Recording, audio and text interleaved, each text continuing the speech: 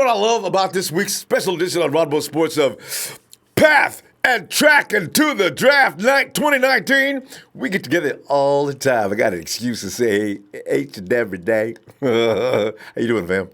I know.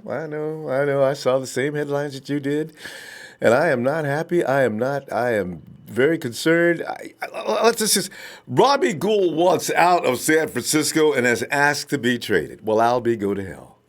And I said weeks ago, people, man, would you chill out, man? Hey, Robbie Gould got franchise tag. What is he gonna do? Sit the season out? See, I was panicking way back then. I said, let me know when to panic. I'll wait. And see, now here we go, right? Also, 49ers have signed former Falcons guard Ben Garland to a one-year deal. 49ers announced today that they've signed guard Ben Garland to a one-year deal. As I mentioned, Garland spent the past 4 seasons with the Atlanta Falcons, which includes the 2 years, 2015-2016. 49ers head coach Kyle Shanahan spent there as the team's offensive coordinator. So he spent time on the practice squad before being promoted to the active roster on December 15th, 2015.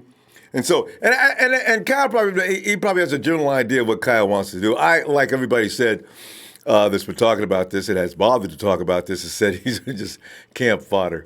I know, that's cold, you know. He's been around for a long time. Listen, this guy's an ex-vet that took 2 years out to go do his Army service in 2012, somewhere in there, and came back as re-signed. So I got all the respect in the world for him. The bad news... Boy, Robbie Gould, man, you got to be kidding. Robbie Gould just as soon be the 49ers ex-kicker who has the delight of every Niners fan, enjoyed a near-perfect 2-year run with the team. Apparently, Robbie's had enough of us, and he don't like no more red and gold clothes on him. Gould confirmed today he's requested a trade, and Gould's request comes a day after John Lynch went up there and lost face telling reporters Gould, who is not participating in the 49ers voluntary offseason workout program, would be in uniform for the regular season opener at Tampa Bay on September 8th. Boom! Oh, man, talking about snap. So Robert G would be the NFL's highest-paid kicker this season if he would just sign his franchise tender. Seems Robbie's not impressed with the cash. With that fact, and just wants to get on back home. You know, see, I'm mad at him, but then I ain't mad at him because he left Chicago under very bad circumstances. He didn't want to leave, not really. He got put out, right? So he's made clear he does not want to continue pursuing any long-term deal with the 49ers. Gould's trade request was first reported by ESPN. Adam Schefter, which said his agent Bryant Mackler didn't expect Gould to report to the team prior to the season opener, if at all. Now, see, we've known about this for a long time. The front office has known about this for a long time. That was last month when that happened, right? This happened before free agency and before the 49ers applied the 1-year, $4.97 million franchise tag. Gould said he'd like to play closer to Chicago, where he spent the first 11 seasons of his 14-year career with the Bears. Somebody should tell Robbie the Bears are going down like a cheap... Man, you know what? I'm not going to bother the Bears right now. Gould's family, which includes his wife and 3 young sons, have remained in suburban Chicago while Gould has played for the 49ers the past 2 seasons. You know, he wants to watch his boys grow up. I can't get mad at him about that. He wants to go home. He doesn't want to drag his kids around from one place to another, wherever he signs. I mean, Robbie probably thought for all intents and purposes after 11 years he was going to stay with Chicago. So they put up roots down there. Kids are probably like junior high or something like that. So they don't want to leave all their friends all of a sudden and move them to San Francisco. But Robbie wants to be with his family. It's a tough situation. So the 49ers panic efforts to add Stephen Gastowski failed a few weeks ago, as you know, as the Patriots immediately said, whoa, Niners, back off. Stephen, come on in here, man. We're just getting ready to sign you up, man. Come on, man. What you thought? So, that's done. They signed him up immediately upon hearing the 49ers were in pursuit of his services. The only experienced kickers with a record out there, fam, are this. I mean, anybody with reliability, you can bring some guys in, and some youngins, and experiment with them, but we're not... Man, I tell you, it's really a scary situation. We got Bryant, Matt Bryant last year pulled up lame. I believe his hamstrings went out on him. But you know what? Matt was out there. He was he was straight money.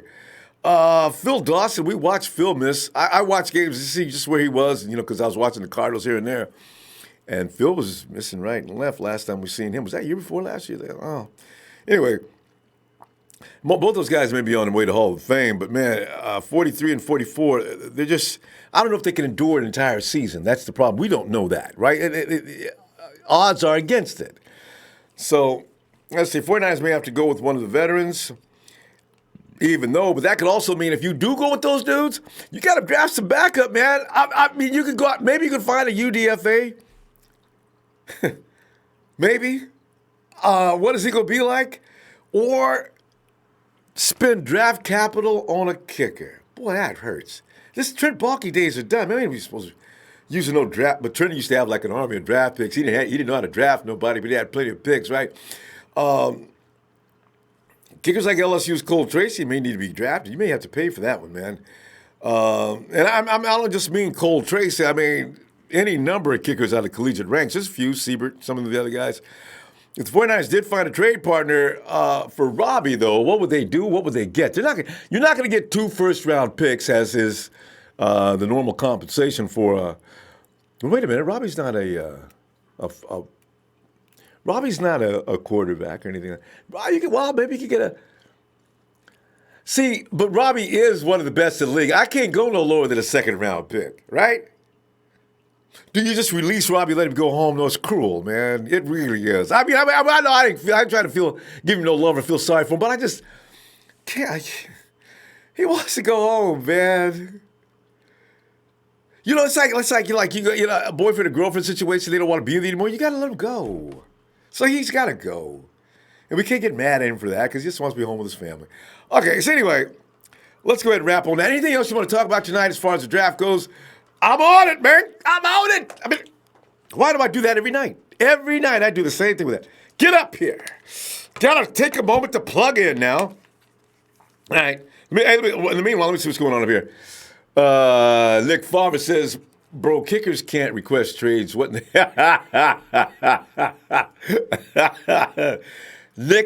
you know what I'm saying? I'm right with you on that. But what the hell, man? Kickers are so good nowadays they can request trades. At least this one is. Hell, we franchise tagged him. That's even more comical. We franchise tagged our kicker. Who's the last team that ever did that? Big Show says trade with Chicago for Anthony Miller in a 5th rounder. You really believe Chicago could give up all that? Maybe. Hey, maybe. We fill that void of the 5th rounder, we get a player. Big Show, call John. Get him on the phone. George, that's the 49ers. I want a 4th reasonable for the Bears since they want him badly. Because the Bears just got a lot of clowns around the camp, from what I understand. They got 3 dudes running out there pretending to be kickers, and not one of them can really do it. So they would take Robbie in a heartbeat. I imagine the 49ers are already on that, but they want, still, what the hell are we going to do for a kicker? Jeff Tan says Robbie for 3 or 4 would do it. I like that 3. 90 Empire 999 says Robbie showed 49ers no love. So why should we get love from the fans? Just from a humane perspective, I'm feeling bad for Robbie, He didn't want to come here in the first place. And now that he's gotten here and he's missing his family, I kind of feel for him on that. Michael Penegard says, yeah, dude, I was a Gould fan. Only 2 pickups I liked was Goodwin and Gould. And he's a kicker making bank, and now he wants to be traded. And GTFO.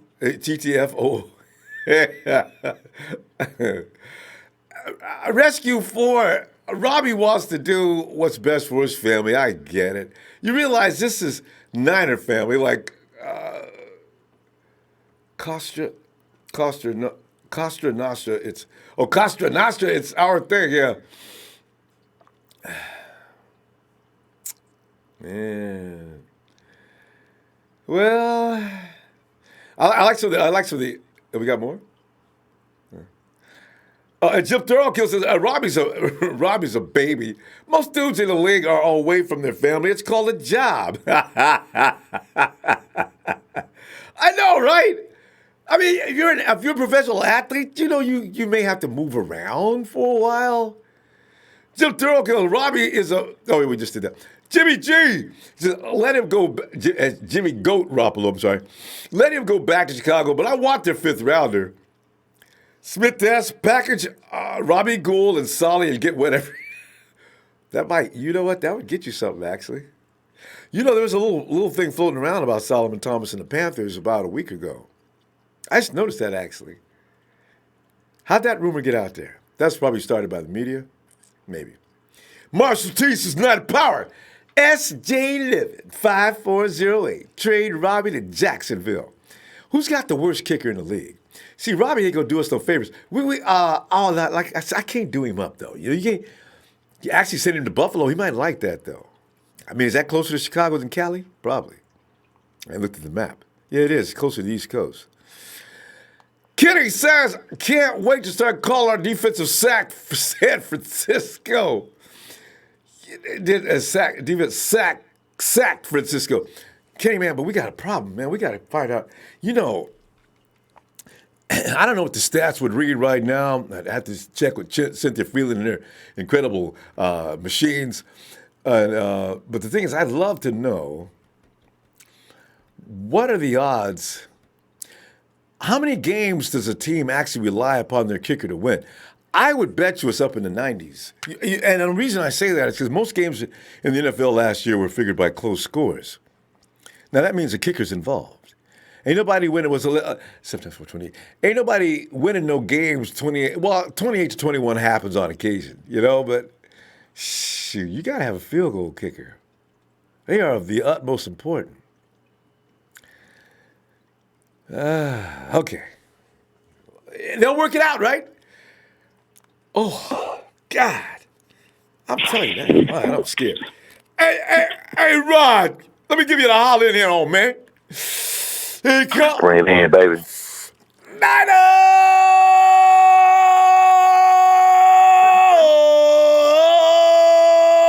for the ride. Ride, man. What to do, Ronbo? Oh, it's all about that man, the leg man. I mean, I don't know why he won't act right. That's $5 million. He wants to go home that bad. He would turn all that down.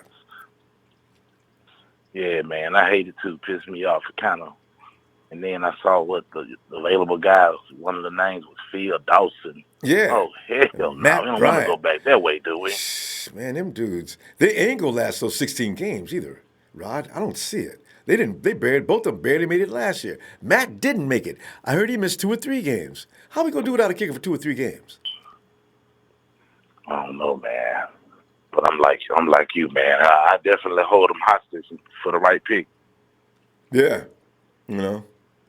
Well, who could possibly talk? Maybe you call his wife and say, listen, now Robbie doesn't know I called, but we're willing to kick in an extra $2 million. Now, this is the thing we're going to do. Now, we're going to give Robbie that franchise tag, and you are going to help us get him to stay in San Francisco. And we could kick in $2 million. Nobody's going to know where it came from. We'll figure it out with the IRS and everybody else. But that's a $7 million payday if you can just get Robbie to come to his senses. I can just see me now up at the courtroom. I never said that, Your Honor. I don't know where it came from. Right. Because I need my kicker. Yeah. Rod, I'll go to jail. I need my kicker. Gosh. Man. Gotta have him, man. I'm like, and then the perfect timing for him to do it. Oh, I mean, man. I guess I'm glad he did it before the draft, but still. Yeah. We go draft a kicker? You could have definitely made a comment when they franchise tag you. That was like a couple weeks ago. Right. It was before that. It was during free agency. Remember, everybody thought it was no big deal. Robbie B, he'd be all right, man. You're the franchise tender, man. He'll go for that. How you going to turn down $5 million, be kicking, sit down most of the game, get up here and there and do a couple of things? Shoot, that's... You know how many people want that job? Fooled us, didn't he? Yeah. I mean, really fooled us. Yeah. My God. Oh. Yeah, man, to answer your question, I guess I would have to consider looking in the college ranks for a possible kicker who ain't got no experience, don't know what it's like underneath them kind of lights. Pressure would kill him. Remember that kid Arguello that never missed a kick in college? Came to Tampa Bay and couldn't make a kick to save his life. I mean, he went 0 for I don't know how many. Couldn't kick an extra point. This is one of the best kickers of all time in the collegiate ranks. The pressure just killed him. I don't know if all of them had that kind of psychological problem. Some kid from, what's that school? His volunteered. He came in hollering, I'll be a kicker 49ers. I forget what school that was. I looked at what he's done the last couple of years. And no, son, you got to wait. Oh, God, no. Woo! I tell you what, man, I definitely gonna want to be John Lynch on that, and that room having to make that decision, because that right there can be the difference in a 9-7 season and maybe 6 or even 6 wins. Playoff team. Oh, God. Hey, Rod, how about that kicker they brought in? They brought him in just to relieve Robbie, to keep Robbie ain't got to come to work. I wonder how good he may be. I want to see him play. We still don't have a punter. Still don't have a punter? I don't think so. Wow. Unless that kid, he does both. But who's going to, I guess we could get Nick Mullins or somebody to be the holder. But normally that's your punter and the kicker. They work together each and every day. Nick ain't got time to come over from the other side of the field to deal with the kicker too. CJ can do that. Put him on special teams. CJ, hey, I'm just kidding, man. Oh, Rod, people don't realize this is a very serious situation. It is, man.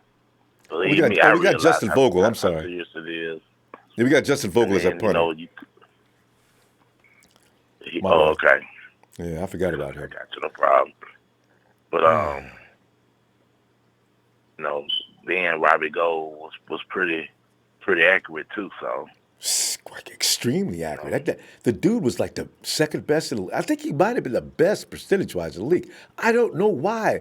Zerline just got voted into the Pro Bowl. Robbie was better. No, I agree. But, I know one thing. I don't want to deal with that. What is it, Matt? The guy that used to be the kicker for Atlanta. I don't want him. I know. Well, Rob, now you become Robbie. Rod! Hey. We're going to go, fam. I'm telling you what, man, maybe the sun will rise brighter tomorrow. Man. Let's hope so, man. Yeah. Nice talking to you, Ronbo. Always, fam. I'll catch you next one. All right, Rod. I'll be back tomorrow, fam. Let me get holler out of here. Niners!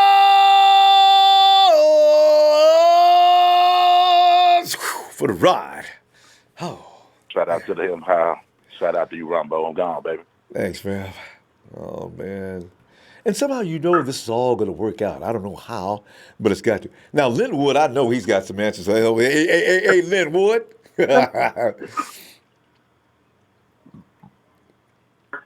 Linwood. And fam, you notice ain't nobody cutting no kickers. You notice that?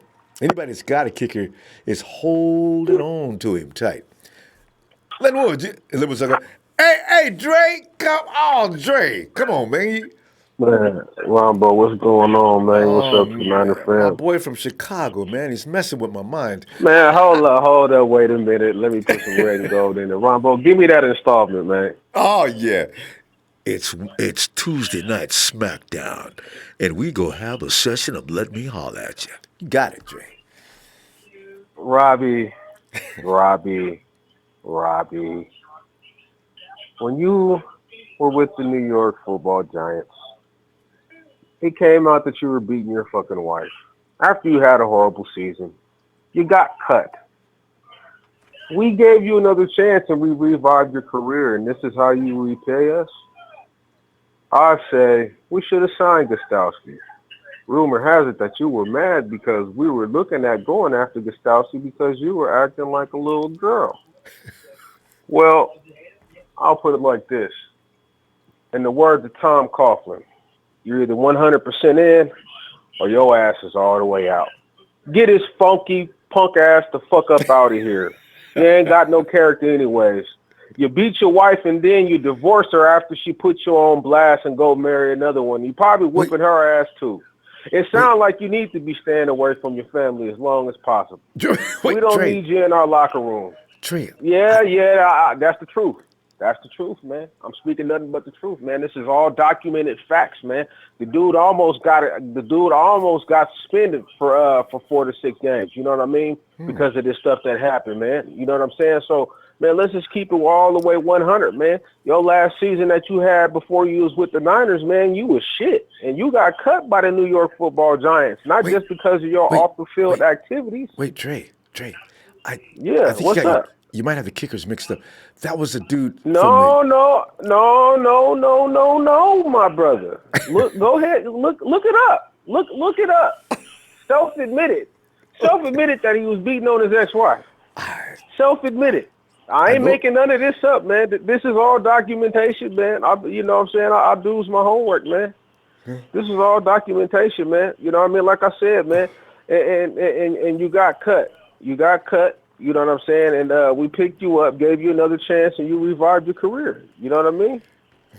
So, you know what I mean? It just is what it is. If you ain't 100% in, man, you 100% out, man. We really don't need you. You know what I'm saying? Go your ass back to Chicago or the Giants or wherever, man. You know what I'm saying? I ain't saving on nobody who don't want to be in the locker room, bro. I've never heard of a kicker getting a franchise tag. I know. I was trying to think. I've never. Yeah. What kicker do you know? So, that just shows. I was asking. Has anybody ever heard of a kicker being franchise tagged before? No. I don't think it's ever happened in the league, except maybe Sebastian Gastowski in his young days. You know what I'm saying? But I've never heard of a kicker being so valuable to a franchise that they were willing to give their one and only franchise tag to the kicker. You know what I mean? Yeah. So, man, because kickers are just grateful to be working.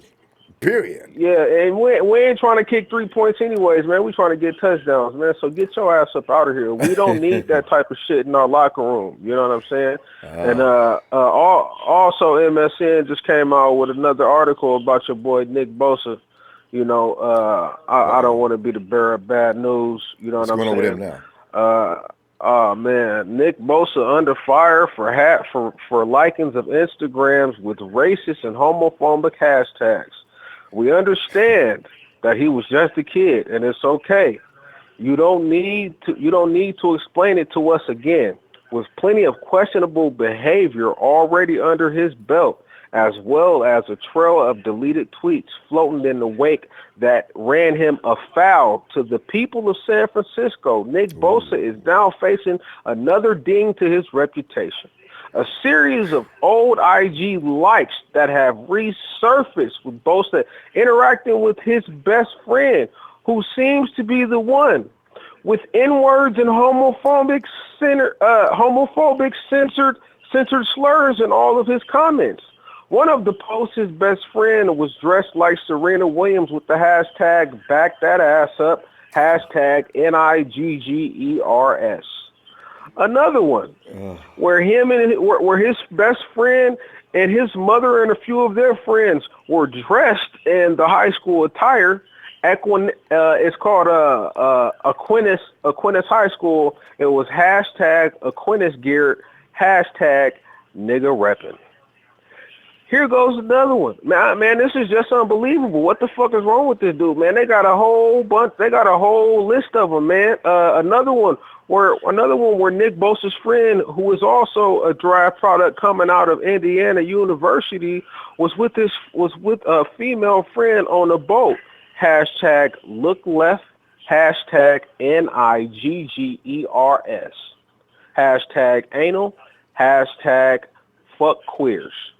Man, look, you know, bro, and under all of these posts, you got a lot of San Francisco fans that are biracial, that are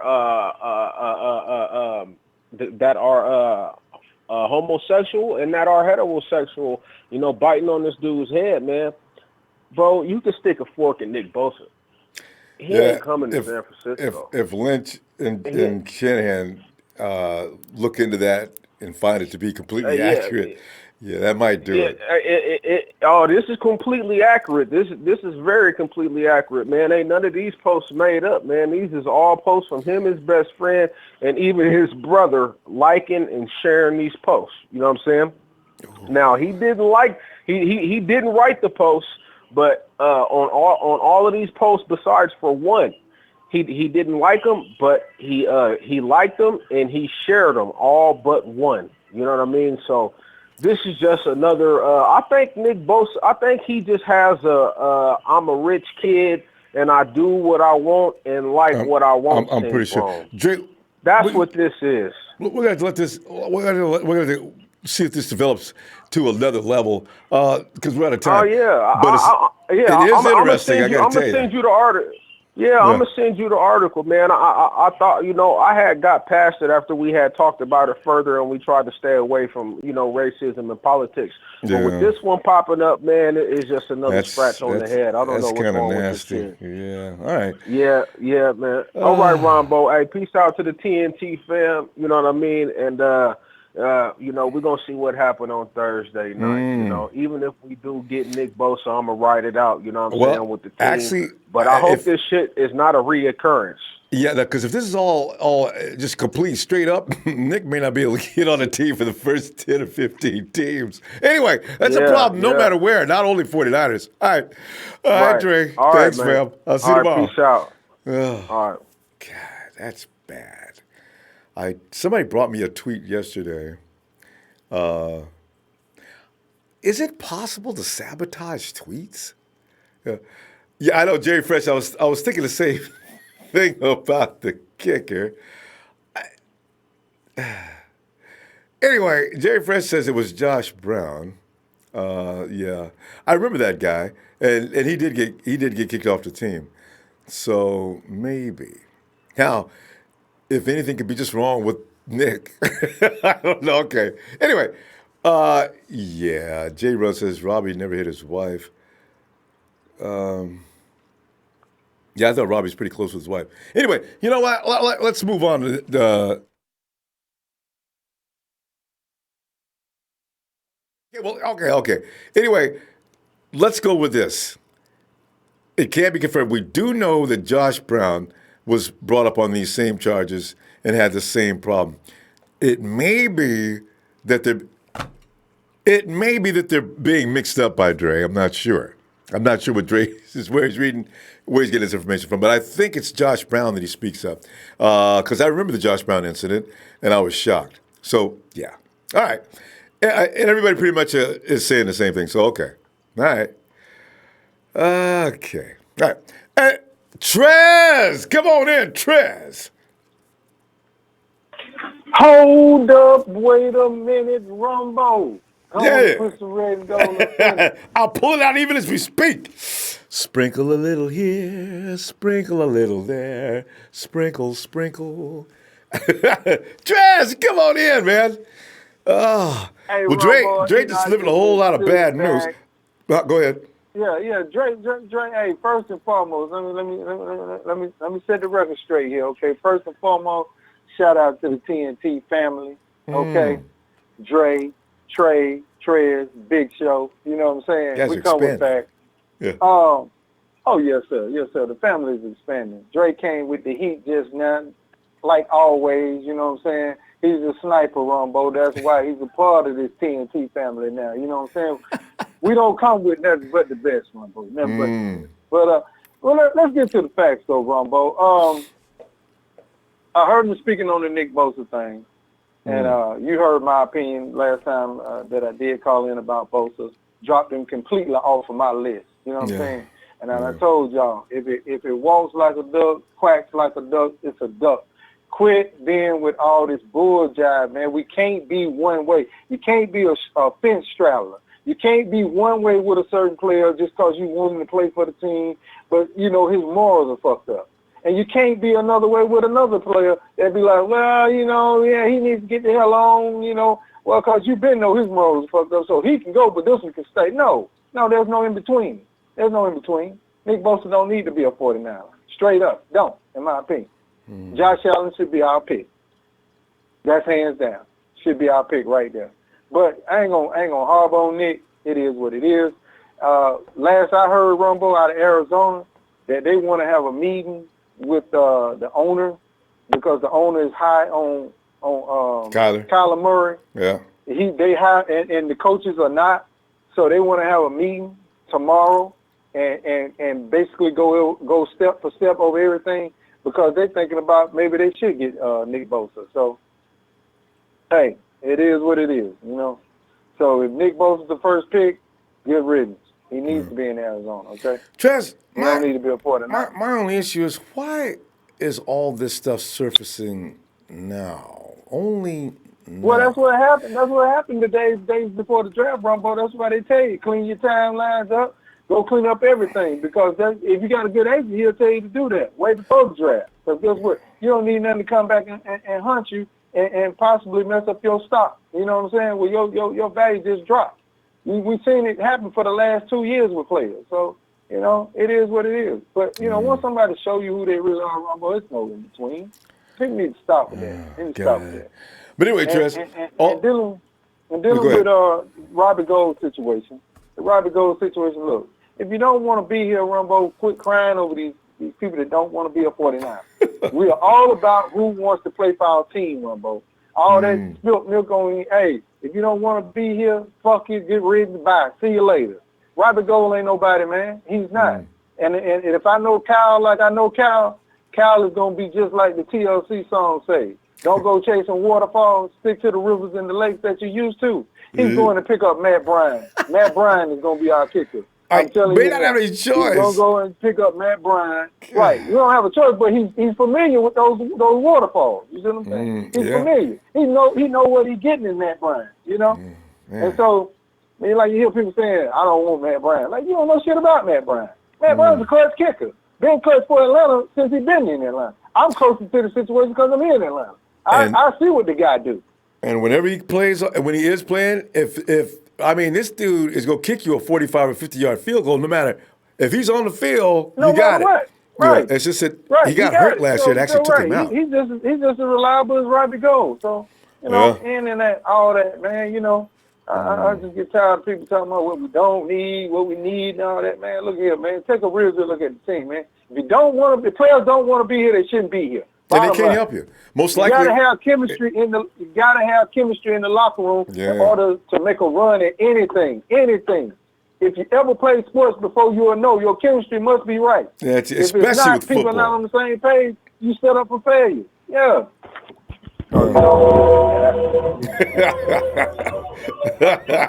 And here he comes into the ring. Tonight's SmackDown. He will join us. One third, 1/4.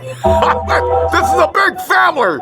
It is Trey from VA. Finally, and I do mean finally. Brother Ronbo, what's going on here? Oh, it's rough. All the bad news coming at once. It's just terrible. And it just was really good. The draft. Partner, shout out to you. Shout out to Dre. It's like a little family reunion. Shout out to your squad.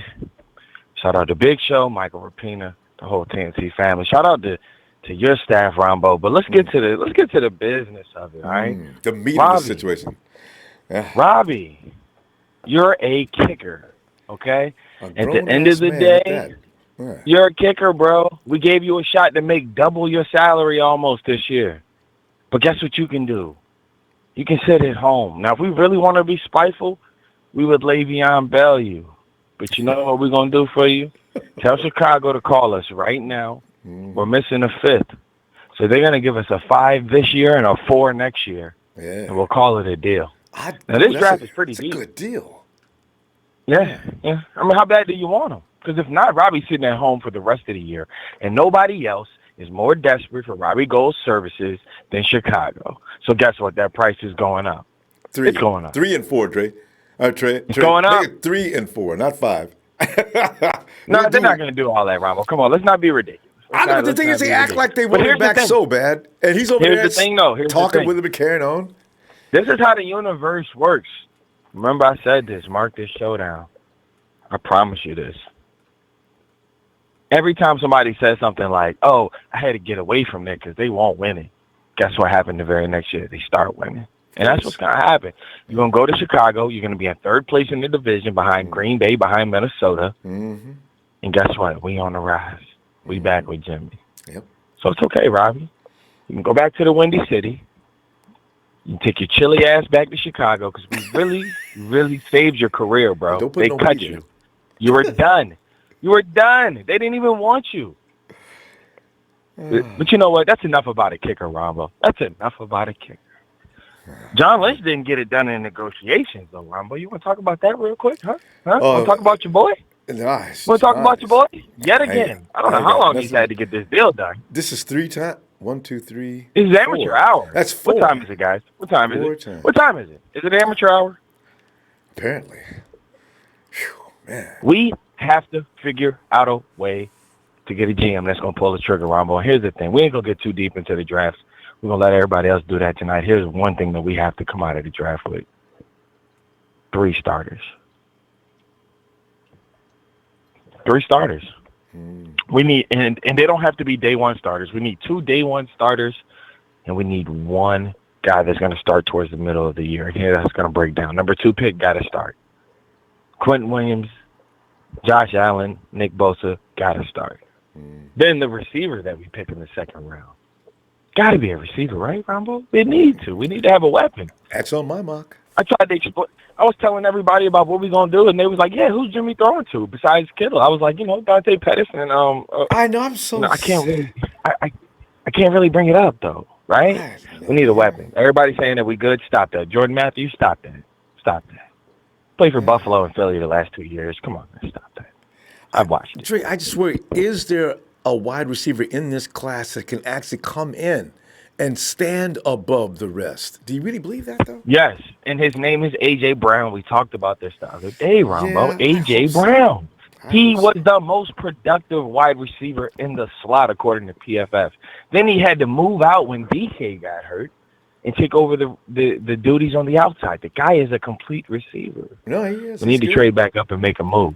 I just hope they he's the guy to be that we're looking at. That way against NFL corners and NFL coverage. See, that's my only thing. These guys come in. We're not gonna let one monkey not gonna stop the show, Ronbo. We're not gonna let Robbie Gould stop the show. We're gonna be fine. But here's the one thing I will appreciate: he did it before the draft. The draft is kind of deep with kickers on the low. On the low, between the 5th and the undrafted free agency, it's a few guys, man. We're gonna get up out of here. Shout out to everybody. I'm gonna tell you this though: pass rush has got to be a premium. Hey, I don't care how we get it. I don't care how we do it. We have to secure the pass rush. It's imperative. We play too many good quarterbacks. We can't have Jimmy coming back off an injury trying to outscore people every week. I know. I hate that. That's why I want some serious. And we got the better of the deal. Did Frank Clark just get $106 million? Frank got paid. But the funny thing about it is, Kansas City says, D Ford, you can go. Frank Clark, come on in here. They tripping. Last time I checked, D Ford is the one that had more sacks, more forced fumbles. Well, that's what I don't understand. He's a playmaker. Why didn't they just pay D? Some guys know what they're doing and some guys don't, Ron. But we out of here, man. Shout out to Parag, though. He's doing the deal on that one. And we can get from up under that deal, too. Like, these guys are getting paid ridiculous amounts of money. Agreed. I'm loving it, Trey. Yeah, man. We out of here, brother. All right, man. There's Trey, the voice of reason. All right, Trey. See you tomorrow, fam. Yeah, I got it's pulled it up here. Giants released kicker Josh Brown, who admitted to abusing his wife. Okay, guys. So I think and I'm sure Dre wasn't. He may have just got a name crossed there, but Josh Brown fits that same description you're talking about. So we'll just get that there, so somebody won't come in and say, because we're worried about other people from other pages coming and say, man, they just sat there and they let that go. Shut the up. Okay, thank you. Not you, Dre. I'm talking about people who like to give me a lot of grief about that kind of thing. Hey, Lynn Wood. What's up, Ronbo? Oh, Lynn Wood. It's getting crazy, man. I mean, I don't really. Hey, let me say, Mark Lamar preached Trey A.J. Brown is my pick at wide receiver. If we can get a. I don't know how the 49ers will get him, though. Some people think he's going to fall to the second round. I can't imagine that. Okay, if he does, I'm sure. Posu Mataval or Post Mataval. Say no worries, Empire, no matter what, we're playoff bound. I like that attitude. I'm going to get back into that in a minute. I just got hit. You know how you get hit all of a sudden with a right cross? Dazed you for a minute. You rock. You put your. I'm in the rock and block motion for a minute. Minute though, man. We're in bob and weave. We're in bob and weave. Got me up against the rope. Linwood. We're getting ready to Muhammad Ali some people. Well, because Trey believes that we'll be okay without a kicker. Trez is convinced. Pretty much, the organization believes that we'll be fine without a kicker. I just don't know. What do you think? Well, my thing is this: he wants to trade. He's asking for a trade, but did he specify the trade? No. Everybody knows it's Chicago. He said somewhere. He said near Chicago. He just wants to be near Chicago. I just need a trade. This that. Well, then it'd have to be Green Bay, Minnesota. Somebody. I would love to trade him to a team that's going to kick Chicago's ass. Who's in Minnesota's kickers? That way he's gonna play against the family and this and that. So it's who's like, the okay, kicker in but they're Minnesota, going to pay for him. I mean, is the kicker in Minnesota any good? No, they're not. Missed a lot. Remember, it cost them the damn playoffs 2 years ago. Green Bay, that kicker is still okay. Yeah. He hangs by a thread. Robbie could beat him out. Yeah. But I'm also I'm all board with Trey about you don't let him run nothing. We hold all the cards. They got to pay us to get him. Otherwise, he can sit his little happy ass home with his family with no income. Be there, exactly. Because it's the wife. The wife's foul breeding him. Like, you got to be here with the family. You got to be here with the family. He's Could like, be. I'm the one making all the income. And then he's like, all right, well, I'll sit home with you, and let's see how this pans out. Babe, I got kicked out by the 49ers, by the Chicago. I get kicked out by the Giants. The 49ers are franchise tagged me. Who does that? They really loved me. They were going to give me like $5 million. But what kind of deal did the 49ers make that Robbie absolutely could not accept? I don't get it. If you're going to franchise a tag, you must be somewhere in that ballpark. They franchise them. They're giving them the most money. They franchised them. And I'm like, all right, here's my thing. You do not want a field goal kicker on that field that doesn't want to play for your team because it comes down to clutch for big games. He ain't going to be focused. You don't want him there. He ain't going to be concentrating. Yeah, you don't care. So you don't want him there. He has to go. Then with 3 years, $12 million. If you're a kicker, wouldn't that be a fat payday? The 49ers didn't even come that far. It would be a huge payday. I'm a guaranteed the whole damn thing, Robbie. I would. And if he still insists on going home, he ain't a businessman. Yeah. Yeah, at this juncture, Ronbo, he pulled. Remember, he told him, he said he's pulled all contracts, this and that, blah blah blah. At this juncture, let him ride the pine. Draft one, John Barron, San Diego. Yeah, there's a few. Draft one that look good. I still know. Dude, John Barron's a badass. I still know about John Barron. I've seen him. I just don't know about their mental durability. That's the only thing that scares me. Can they come out there? Yeah, John Barron he had to kick, what was it, last year? He kicked, had to do 50-yard plus. He hit 5 out of 5. Yeah. Year prior to that, he had multiple 40-yard, 40-40. Yeah. Did all of them. So I'm just saying, there's options. Yeah. There's options. See, and Robbie, I don't get it. Robbie says, I come back, Linwood, I say, Robbie, I can't get nobody to deal. And it's like you're putting yourself at Robbie's mercy, but I can't get nobody to deal. Rob, I tried. All right, we tried. You want to go out and try yourself? Go ahead. But I'm telling you right now, man, there's no market. You're going to stay here one more year and then get your release, fresh start next year? What? Oh, I got to go home. Okay, get out of my face. I get mad at that point. He wants Chicago. God. He wants Chicago. His wife's pushing for Chicago. He wants Chicago. You know, it's just that's what it is. So you just Damn. San Francisco got to figure the film. All right, Chicago, what you willing to wheel and deal to get him? Apparently, we can't use him. We got to have someone out there we trust 100% for game clutch games and this and that. So, what are you willing to give us for him? Otherwise, he's going to ride the bench. Well, we're not bending. We're not breaking. He's going to ride the bench. Linwood, draft night. Possibly trade him draft night. Because people get into a panic. I mean, that's a great possibility. Because like you said, we can't have a man running around with his lips all stuck out and frowned up sitting on the bench because he doesn't want to be here. So exactly, especially in that position. In that position, Ronbo, you can't. Game on the line, extra point, field goal. No, that is a heart ain't in it. You have to have dedication. You got to. Yeah, 100% heart dedication. Got to be there for that. Then we're going to go and hopefully we'll go to sleep and wake up in the morning and everything's all right. Robbie. Yeah, we'll wake up in the morning.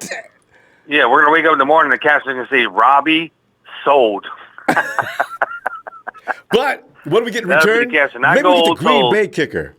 I'll take him for short. Oh God, he's not that good. Or we swap. Right, anyway. Or we swap kickers. We swap him to freaking New England for theirs. No, they're not getting rid of Gastowski. Well, it'd be nice. Oh, I know. Anyway, but they're like, hey. Anyway, we got Drake. Let me see you tomorrow, fam. We'll do, Ronbo. God. Yeah, I'm going to sleep on the fact that I ain't even worried about that stuff. And say goodnight to Dallas. Nice, All right. We'll do. All right. Nice, fam. Hit those likes. Hit those likes, people. It's only at 99. Hit those likes. We need to crack 1,000. Thanks, fam. Night, Ronbo. Night. And Phil, come on in, Phil, and shed some light on this situation, man. It's giving me. I'm actually developing a headache as I sit here. It always happens when I get stressed out. I can feel the temples starting to throb. Don't be stressed. Don't be stressed. The thing is, I take a kicker very seriously. You're our leader. You can't be stressed. Dang. Why won't he act right? He's a grown man, Phil. Be responsible. Well, your family can use $5 million more than they can you just being at home. 2 days before the draft, he pulls this. So, as far as I'm concerned, play hardball with him.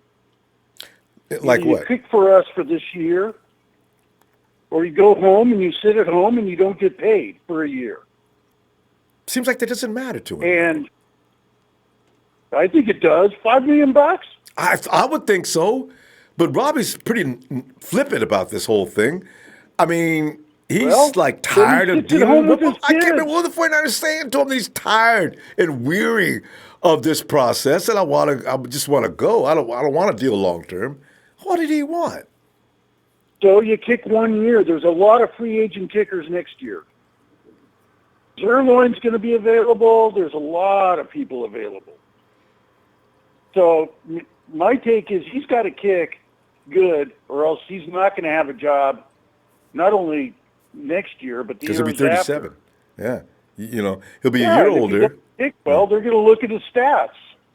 He doesn't have any in 2018. That doesn't look good. 2019, that doesn't look good. And to answer everybody's question, Gastowski was franchised last year by New England. Oh, yeah. So there has been a kicker that has been that's right. That answers that question. Because I said, when's the last time I heard about Gastowski last year? Okay. But typical New England, they're the only ones that would do Oh, yeah. Belichick hates to pay people. He really hates it. Yeah. So. Hey, man, send that dog over to Robbie's house so he can just bite the hell out of him. Well, he hears your voice and he goes nuts. I should give him the Niner holler. What's his name? But the other thing that I wanted to talk about is, as far as Bosa goes, don't believe everything you read. Yeah, And his teammates at Ohio State stand by him. Right, that's what I understand. How is all this stuff true?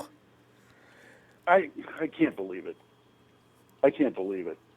So I need to see where those tweets are coming from. I want to know if they're authentic or are they fat? Are they? Well, but the I go by his teammates are standing by him. So, if his Ohio State teammates are standing by him, then there's never been any. We've never heard a word about him being that kind of a person at Ohio State. Nobody ever said anything about him in high school, and now all of a sudden he's this racist maniac. I really can't believe it. You hear that, Ronbo? Who's that? I think it's the Raiders. Yeah, the Raiders are sabotaging it. No, seriously. These are the kind of things, just like the kid in Tunsil, remember at Miami? All of a sudden they sent that, although that was clearly him on that photo. But they're making, all of a sudden Nick Bosa looks like a Klansman? I'm really struggling with that. Really? Yeah. God. I'm just trying to say, if your teammates are standing by you, I'm not going to worry too much. But here's the thing, the other thing is the Clark. Seattle's dumping now. Who? Seattle. Yeah. No, they already did. That deal's done. They got Clarkson's Kansas City.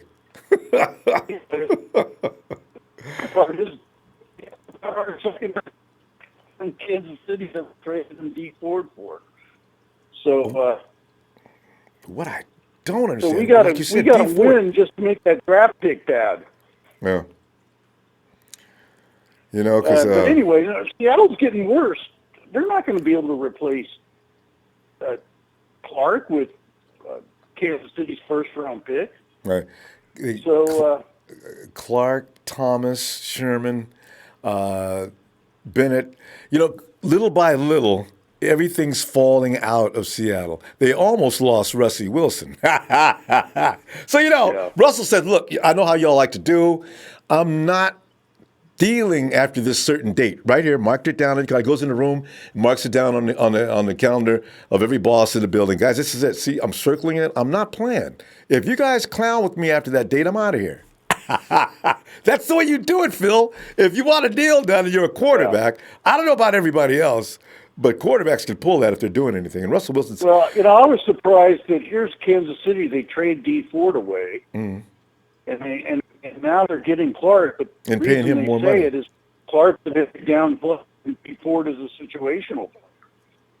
So strange. That's why we need Bosa. We need an every down pass rusher. Man, versus a situational pass rusher. I want to hear what Nick's camp has to say about all this. Nothing's being said out of there, and maybe that's due to the fact that his agent said, "Listen, don't respond to this. If you do, you're going to get a small campfire into a forest fire." I really want to know we'll see more. We'll see if Lynch believes it or not. Well, see, that's the thing. And they're not going to make any statements either, because that'll give their hand away. Nobody's going to say anything about this until draft night, and then I guess it'll either they don't pick him up due to the fact that everything that you're saying all of a sudden is true, or not. I can't imagine. Listen, but somebody's going to pick him up and get a quality player, no matter what. So no matter what. We're going to go, so Phil, because we're out of time, and see what develops overnight. All right. So anyway, Phil. Hey, and then one more thing I want to add. They all say Chicago, trade him to Chicago. Well, Chicago has the cap room this year. They've got $17 million in cap. But next year they only have $10 million. So, and only 45 guys on the roster. They can't spend $5 million on a kicker. There you go. They can't. I have no sympathy for it. He's not going to get traded to Chicago. Well, we'll see. We're going to see more tomorrow what's going on with this situation, all these situations. All right, Phil. All right. Great to hear from you as we'll usual. talk later. All right, fam. Okay. Night. Good. And we go to Post. Post is happening, mate. What's going on, Ronbo? Post, man. We're looking for a kicker. What in the world happened to our kicker? Hey, everybody need to relax. Robbie can't go nowhere, Ronbo. I already heard John Lynch got him locked down for the year. He's going to have to be professional. Come in, kick the ball, shut up, win a Super Bowl ring. Yeah. And then next year we let him go. Yeah, right. Don't even let him have a chance to resign. And Robbie comes back. We get into the playoffs, get all the way to, even though we get Super Bowl, we get all the way about one He score might as well away. just go ahead, collect the Super Bowl ring this year, and then he can go on his merry way. You know. Hasta la vista, baby. You know, because Robbie Go ahead. Robbie has no power in this negotiation right now. He can either be broke for the whole year, give up the $5 million, or he can come in, collect this $5 million, and kick the ball, shut up, be professional about it. If not, we got another kicker on the roster. I mean, we're not going to need the kicker as much this year, I don't think. We got enough firepower. True, but enough defense this year. Yeah, we got plenty of to get it done. But you know what? I don't want guys run up there missing that extra point. It's like what a touchdown, that 1 point edge, and all of a sudden now we lose by that 1 point because that kicker could not find the goalpost to save his life. I watched the Steelers go through that 3 years ago, and I had to laugh. They fired the dude. He missed everything out there that day. They fired him Monday morning. I said, you know what? Well, that's got to be scary. I don't want to see us going through that. I know, but if the first sign of Robbie doing that, it's going to tarnish his legacy, man. No, I'm talking about if we get another kicker. I mean, Robbie's not going to miss. If he goes out there, he'll play. I'm pretty sure. Yeah, he's going to be professional about it. I believe he's going to stay professional. If he can't get a deal done or a trade done, if we can't get a trade done, he's just going to have to honor that franchise tag. And John Lynch, everybody say, I heard Trey say that John Lynch didn't make a deal happen. He did. If you think about it, the franchise tag is a deal. Yeah, they got to come in, be professional, and play for it because you have no leverage in this game right now. You have to play for that franchise deal. Next year, we'll worry about a kicker, but this year, you might as well get a Super Bowl ring and then go on about his business. Got to. And we can audition another kicker. Yeah. The problem is the best kickers in football are employed. My fear is that we have to get a youngster that's got to go through that period where they get used to the crowds and the money and everything and the life and go out there and focus on their job. It takes a certain amount of mental maturity, and some of these kids come in and just totally ruin it. That Arguello kid that was like never missed a field goal his entire time in college, he gets to Tampa Bay and all of a sudden he can't make a field goal? That's mental. Obviously, he has the skills. This is the thing that scares me. Oh, man. Like they said, this is the first time this has ever happened that a kicker has kept the team hostage. He's like to this point.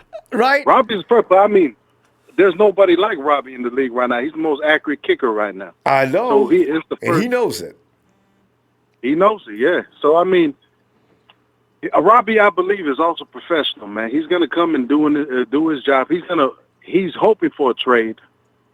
And if we get a trade, that's fine. I mean, it's not going to be for no fifth rounder. I'm telling you, they got first round tied to this guy in this franchise tag.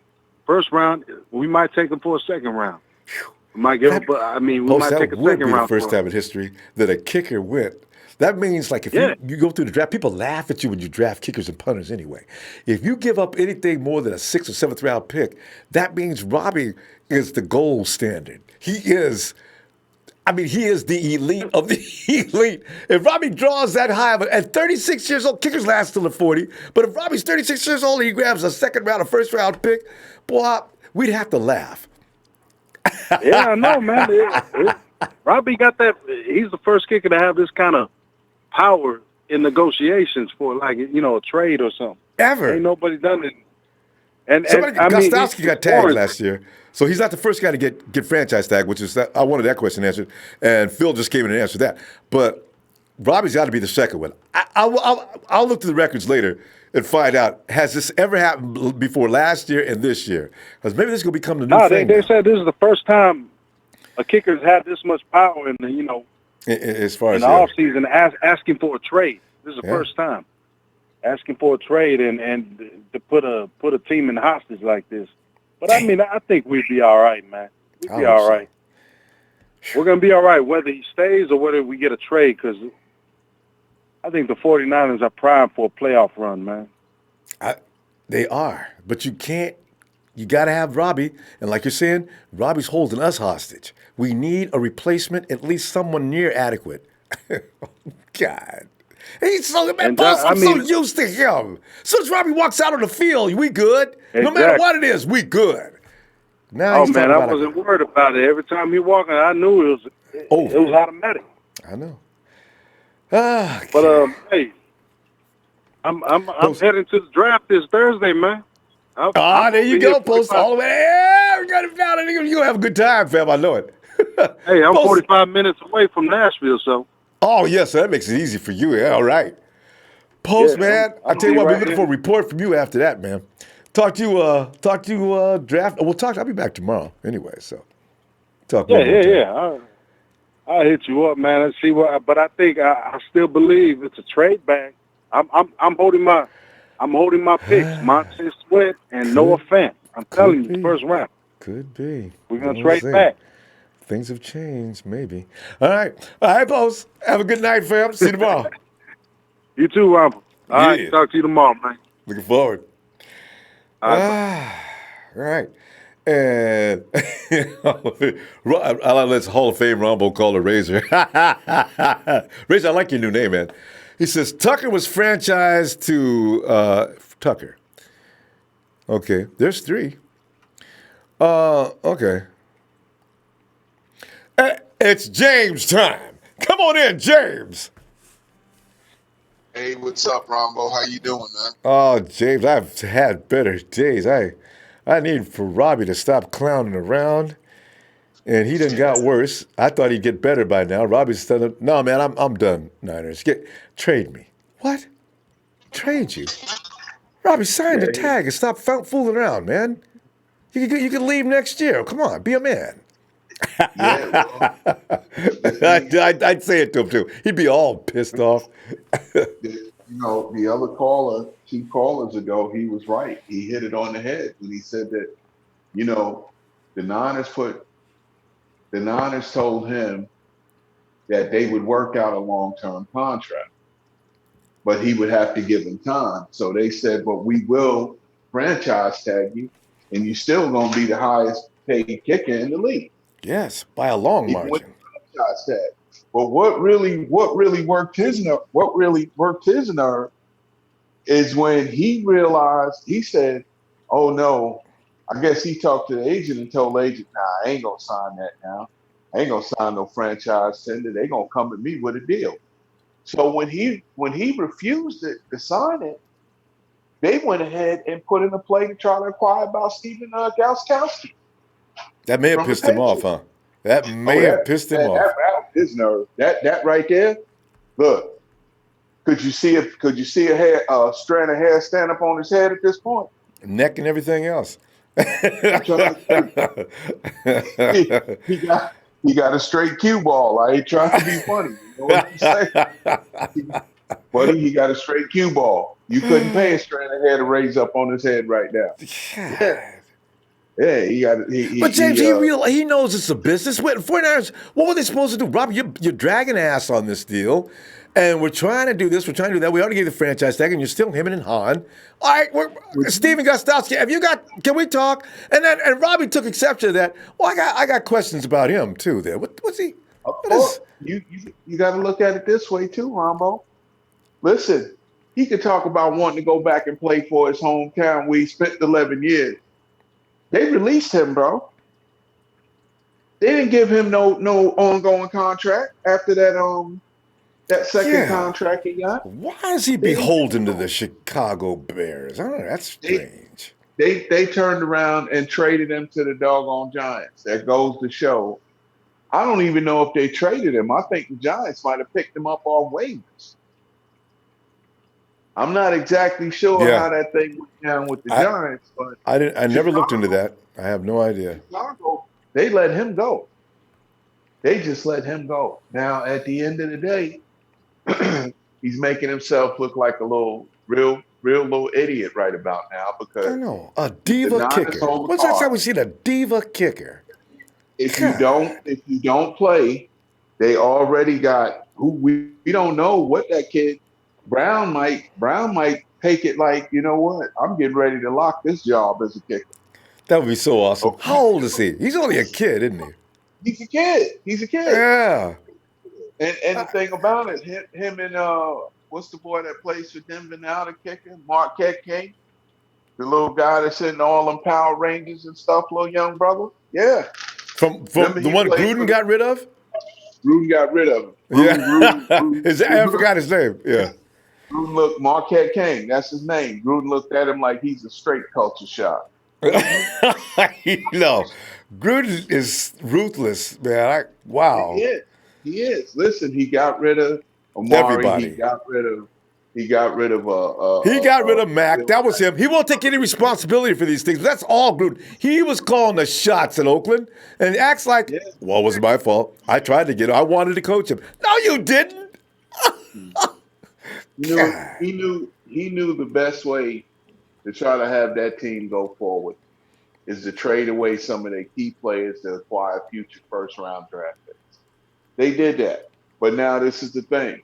Will it get so enticing with them tomorrow evening that they want to turn around and say, look, San Francisco, we'll give you our 4 and our 24, okay, if you trade up with us, and being that it's the first round so high, you still got to throw a little something on the back end of it for next year, a third or fourth or something. You know, you just can't move up like that. No 2 spots. Chicago gave up 3 draft picks for 2 spots. Okay? They couldn't just give us their 2 firsts without either something like a third this year or they 2 firsts, a third this year, and maybe a third next year. Mm-hmm. But at the end of the day, it's like, you know, this thing is it's so crazy. And then I'm hearing this real disparaging thing, what they're saying about Nick Bosa. I'm going to say this much. There's an old saying that when there's smoke, there's fire. Okay. And I don't know where it's coming from, but whoever's putting that issue out there, it looks very disparaging to this young man being less than 48 hours away from the draft. Huh? Yeah. No, I got no comment on this whole matter. As I say, it's very suspicious that these kind of things are surfacing at this particular time. But like anything else, it needs to be looked into, and I'm not taking it lightly. So I will see. You know when they start, I know you got to roll, Ronbo. Go ahead, though. Finish that point. When they start showing these Facebook posts and these Instagram tweets and all that, and what you're seeing on there is not a lot. True. So I don't know. I mean, you know, they looking for them high character guys, man. So I don't know, but we'll see. We'll see. We got about actually 46 hours to go. Yeah. Because if all of a sudden you see the Jets in Oakland pull him immediately, then you know something was going on. Anyway, we'll see. That's neither here nor there. We'll see. All right, James. We'll see you tomorrow. We'll be back. Thank you for what you do. Have a great evening. You know the ending part. Nana Empire, Nana for life. Yeah. That's what we know. All right, James. Take care. And we go to 505 Hobbs, New Mexico. Hey, hello. I said, Yo, Ronbo. Yeah, who is this? It's Steph. Steph? Steph, I don't know. You changed phones? I got a new number. Yeah. Oh, you got a new number. Okay. So, record that. This is Steph. Steph! What's going on? Steph, we're getting hit all kind of bad news. Robbie's talking like he's talking, then all of a sudden somebody's digging up everything Nick Bull's ever done wrong on social media, and they're putting that out there so everybody can see it. It's amazing. But anyway, what are you thinking? First of all, I'll start with Robbie. Ronbo, you know, he's a great kicker. We all know that, but this could be a blessing in disguise. I mean, you see, why I say that is because he's being such a diva, like you said, and it could actually help us, Ronbo. I mean, if Chicago's down to trade any type of picks, or I mean, hey, so be it. go ahead and we'll take the picks. In my opinion, I think it could.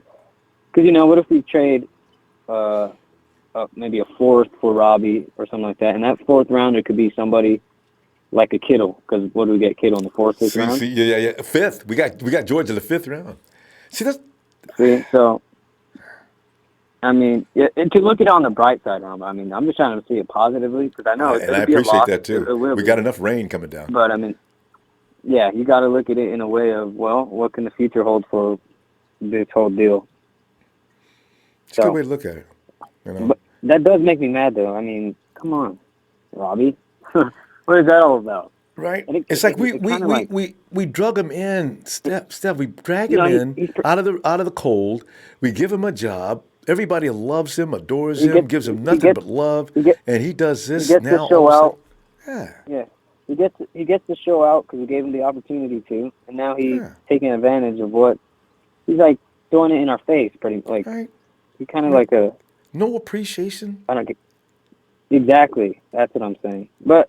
You gotta understand that he does his family's in Chicago, and I guess he's that type. He's really where. I mean, he's already 36, so the guy's been in the league for a long time. So, but it does seem like he kind of just quit on his teammates in a way, and Kyle. But though, Steph, why don't you just collect a big payday, get that long-term contract? You can retire in 3 years. I don't understand this. I need to go home. Oh, Nick, you're a football player. You're a professional football player. One of the best there is at what you do. Cash in, idiot. God. I don't understand his thinking. So, yeah, it sucks. I mean, you never expect this out of Robbie either, would you? No, I did not see this coming. I did not. See, that's why I think it hurts more, Ronbo, because it's like, Robbie? Right. Surprise. Yeah, but hopefully we'll have that surprise on draft night when we're trading Robbie for some type of good package. I know, right? Because, I mean, we're talking about the best in the league. Somebody's liable to give up something. Yeah. Who's got a really bad kicker? There's a few teams. Bears. Yeah, number one. The Cowboys, they kind of just found their kicker, the Cowboys. Yeah. I don't know. Phil just said the Bears don't have any money, though. They're not going to be able to pay Robbie. Maybe he doesn't care about the money. He just wants to go back to Chicago. Robo, I'm pretty sure there was tampering going on. Robbie, while he was in Chicago, he probably met up with some type of, something's going behind the scenes. True. With Robbie. Because you can't take this much of a risk and not knowing what you're going to get out of it if you're Robbie. Right? He knows exactly what's going on. He probably already knows what Chicago's going to offer. Yeah, and there's ways to give a player money. You got bonuses, incentives written all into the contract. That sidesteps the cap. There's all kinds of ways. Rob, we're going to give you $1 million for every last field goal you kick this year. Woo! And I mean, talk about motivated. Chicago's probably just like, Robbie, we'll give you the money. We'll give you some type of money, but listen, it's Chicago. That's the reason why you want to be here. So that's pretty much what the nail in the coffin is Chicago. And that bugs me. But anyways, Romo, over Robbie, and go over to our boy Nick Bosa. Oh, and God, what a mess. Romo, we got to realize as Nick Bosa fans that this hasn't just been this isn't the first time. This started since January, December, where the Nick Bosa hate was already fueling. I'm telling you, they'll take anything. What was it about his mom, or about? They're saying he's a diva, his brother, the agent, whatever, the mom, all that. The whole family's just awful. I know, right? All of that. Yeah. Wow. So there was that. There was that. They said that about Nick, and then what else did they say? They say he's not a good teammate. That's false. They say injury prone. They say now they're saying all this, but I can't say it. I mean, this stuff has been proven or whatnot. But I'm pretty sure you go look at other players, personal life or personal conversations or whatever. Yeah. Nobody's innocent, Rombo. That's what I hate to. I know. And you bring up a good point. I bet there's other guys that got some things similar, or because when people get on social media with their friends and their clique, they start to get a little weird at times. I've actually done things on social media that aren't really me, but somebody I know and kind of, there's a friend of mine says something, and I mean, it sucks because he's held up to a huge standard going into the draft, so it makes it that more magnified. But I mean, you look at if you want to, you got to look at it like everybody's not perfect. I mean, it's just not possible where... The thing is, if you're not a first-round draft pick, you better be perfect. I mean, if you are a first-round draft pick, or potential first-round, you better be perfect, or, the microscope is coming out. And look at every presidential candidate, anybody that's ever been anybody, the stuff got dragged up. Miss Americas, Miss Universe, everybody who's anybody, there's always going to be something brought up in your past. That skeleton comes dragging out. Here he is. This is the real deal. And throw him in the garbage. Kind of like, there's always those guys that talk about Kobe being in that whole mess with that girl or whatever. It's like nobody's safe. They talk about Jordan and his gambling issues. It's like Sir Charles Barkley. But Barkley doesn't care. He wants you to know he's terrible. We got to go though, Steph. Hey, Ronbo. Tell you what, I'll you get some time. I'll see you tomorrow. Huh? Yeah, I'm definitely calling before the draft. And make sure you save this number, Ronbo. I know, I got you now. We got you recorded. Yeah. Good stuff, Steph. Shout out everybody. Much love, Ronbo. Yeah. Well, hold on, fam. Night. And let's go check out and see what's going on with Derek. Derek! Ronbo. Derek. What's happening? Derek, what's happening? We're running out of kick. And think the more we talk about it, I don't feel, normally when we talk about our bad situations, after we talk about it for a while, I start to feel a little better about it. I'm struggling with where does this go from here. Steph just brought up some positives that we could actually profit or benefit from Robbie Gould's madness. But I'm trying to think. I hope it equates to having somebody I just want the ball to go through the uprights. Yeah, you know what I'm saying? Yeah, not like the last caller was saying, man. I think we got kind of leverage, man. Chicago wants them. My thing is, everybody's talking about fifth, sixth round. I mean, last time I heard when somebody franchise tagged somebody, that means that they got a pretty premium player. And you just don't give up a premium player for a fifth and sixth round if you win and franchise tag them. I mean, I feel like at the end of the day, if we don't get at least a third, then you're just gonna have to sit his ass at home, or you're gonna just shut the fuck up and kick. Plain and simple, man. And if we don't get a third round for Robbie, then just kick. Just kick. Or sit at home and we find somebody else, man. But like everybody was saying, I don't think we're going to be in that situation where we're going to be kicking the ball a lot. I think we're going to be scoring, man. I hope not. Well, it puts a lot of pressure on us, though. Better not get in a situation where you need a guy to kick a 45-yard field goal to win no game. Oh, man. Here comes this kid. Yeah, it's always about like at least 1 or 2, 3 games where it comes to, those close, close kicks and stuff like that. But you can lose a game by 3 points. You can. Hell, you can lose a game by 1 point. You're right. Because of that field goal that was missed. Yeah, just like last year. Against the Rams, Robbie missed that field goal and we lost that game. That game should have been. That game's. Oh. So, yeah, this is why I worry about a field goal kicker. Yeah, but, like I said, man, well, I think it'll be cool. I think he'll be professional about it, and I think if he decides to, try to what's that word? Leverage. Not play up to his potential. He's gonna be hurting himself in the future. Nah, so. If he comes, he's gonna play. Because you're right, he ain't gonna damage his own reputation. Oh no, Exactly. that's out. Exactly. Yeah. I don't worry about that. He got money on the line and another contract he's trying to get. So I don't think that's going to be an issue with him not performing.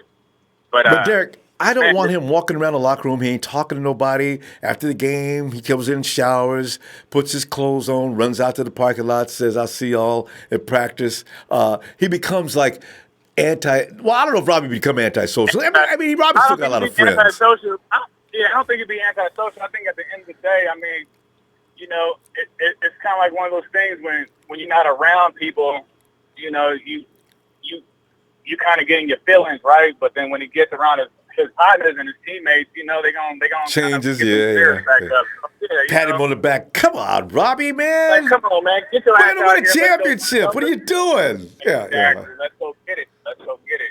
But man, this draft, man. Look, I'm pretty sure you've been seeing me on the chat talking about that boy Jalen Hurd, man. Listen, everybody for the last couple months talking about we need a red zone threat. You know, we need a big ass receiver, or we need a power running back. Listen, Jalen Hurd is both those things, man. Are you serious? I know, Everybody right? talking about AJ Brown. I mean, he's nice, but he only can do one thing: play receiver. I mean, this dude, he can play running back.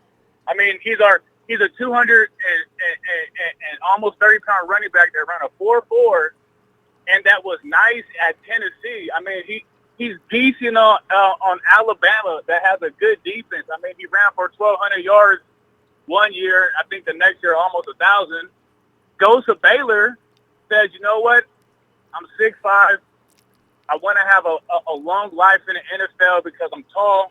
Let me play receiver. Goes to Baylor, goes stupid as a receiver. Almost put up 1,000 yards his first year playing receiver. I mean, come on now. Put this dude in the put him as running back, right? Motion him out. Now we got Kittle. We got him in the slot, 6'5" in the slot, going against a linebacker. You feel me? We got Dante Pettis, and then we got that boy Goodwin. Like, man, I just see it. I see him as a matchup nightmare. Well, yeah. I mean, he's big. That's taller than Derrick year, Henry, I think. Is Derrick Henry 6'4" or 6'5"? No, he's 6'3". Derrick Henry 6'3". 6'3", and he looks huge out there. And you're telling me this running back at 6'5". And he's more electric than Henry though. Derrick Henry is a big man, just run downhill. Nah, man, look at this dude's tape. I mean, he's running people over. He's running past people. He's taking people. I mean, he has vision. You know, I mean, I think he's just a weapon. I mean, he's like your boy you wanted, McCaffrey, but better. The thing about McCaffrey is, I mean, he's a running back and a pretty good receiver. Put him at slot, right? But this dude did it at the highest at both levels. You feel me? Like playing receiver and playing running back. You know? So I just feel like you know, he's a dark horse, and I'm glad yesterday when you was on, you were talking about Kyle Shanahan had him for a workout. So Kyle Shanahan already knows, man. He see the potential in this dude. So you know, if he don't go second round, you probably get him in the third round though. And what is his name again? Jalen Hurd. I'm telling you, go check him out, Ronbo. Check his Tennessee tape out and look at him in Tennessee. Look at him going stupid, and then go look at him in Baylor and watch him go up there and mock people and take the ball like somebody's you know, little cousin, like he's playing with his little cousin, man. And then he got a 4.4. You know what I mean? Like, the dude's fast, too. Come on, man. He is the complete freak. And matter of fact, what he should do is see if he can audition for another one of the Avengers. Because, I mean, this is like, is he listed as a wide receiver or a running back? Well, he's listed as a receiver, because he went to Tennessee, and it was him and Kamara. You know what I mean? He's the reason why Kamara wasn't getting on the field. Like, I read that, actually. That's what I read about him. Come on, man. That's something. If Alvin Kamara's not on the field, and this guy is the reason, that lets you know that he's that nice. And then he goes to Baylor. Yeah, he goes to Baylor, and they put him as a receiver. I'm telling you. If the Niners don't get him, I can see the Saints getting him. Like, for real. Or worse, the the Cardinals, who really need to work their offense over. Hey, Derek, we got to go. I'll tell you what, I'll be looking for you tomorrow, though. I'm going to check out Jalen Hurd because you got my interest peaked now. I want to see more of him. I read about him, and I do remember reading something about Kamara, like you're saying. So I'm going to go check out his tape now. I want to see this. What did you, 6'5"? 6'5". That's big for a receiver. 226 and run a 4.4, man. Come on. He should be top 10 pick. Oh, I'm going to check him out, though. All right, Derek. I'll talk to you tomorrow. Sorry, mate. Yeah, straight up. Yeah, that's 6'5", though. I hope he's strong. I wonder if he can. Man, that's crazy. All right. Hey, Nighthawk. What's up? Nighthawk. Hey, Nighthawk, man. We're now looking at what was once looking like it was forming up nice, rock solid. All of a sudden, the bottom falls out. Just a little bit, though. I figure the 49ers got enough contingency plan, plan B, plan C, no matter what, If Robbie's not going to be the kicker, they must have been thinking about this for the last couple of months, So I don't know. We got a problem there, though. I fell asleep when you called me. Last night? Yeah. Yeah. I knew you did. I just wish you would have left it open so we could hear you in there snoring. We enjoy listening to you sleep. But you know what? I want a installment. You want an installment? Yeah. And now, Tuesday Night SmackDown. Let me holler at you. Doc, okay, you got it. Robbie Gould, you are a fucking baby. Agreed. Okay, Chicago kicked him out. Let him go. Yep. Now you want to go back to Chicago when the team will kick you out. Makes no sense. Make no sense. And the front house take you, make you look good. That's how you do the 49ers. Right? We set him up. He looks good because we made him look good. Even on a bad team, he stood out looking good. No. Now that the team's improved, he's got to go. You know what? Let him go. But if they do go, we need a trade. Yeah. Okay, we're getting that off. People are talking about third-round picks and carrying on. Robbie be like, that'd be the biggest trade of all time for the 49ers. You got a 36-year-old kicker. Granted, he's very good. You got a third-round pick. Everything bad said about John Lynch will all of a sudden turn into good things. John Lynch was able to pull off that deal. I guess we could forgive him for a couple of deals he missed. You know what? I agree with that. Yeah.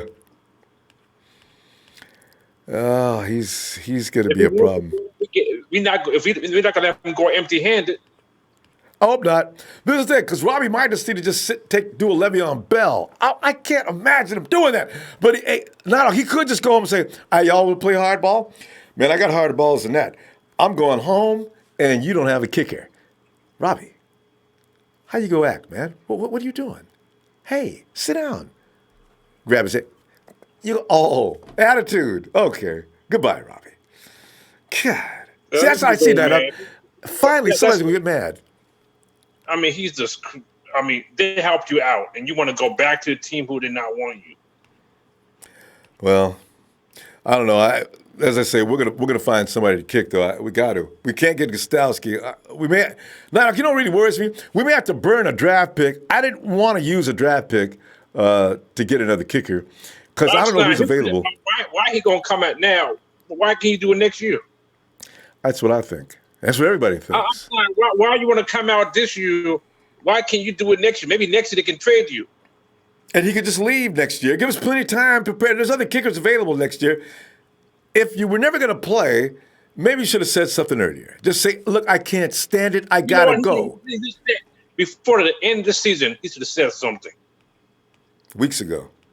And in fact, he should have said during free agency, he should have made it clear that he does not want to continue playing with the 49ers. That would have made, that'd have been fair.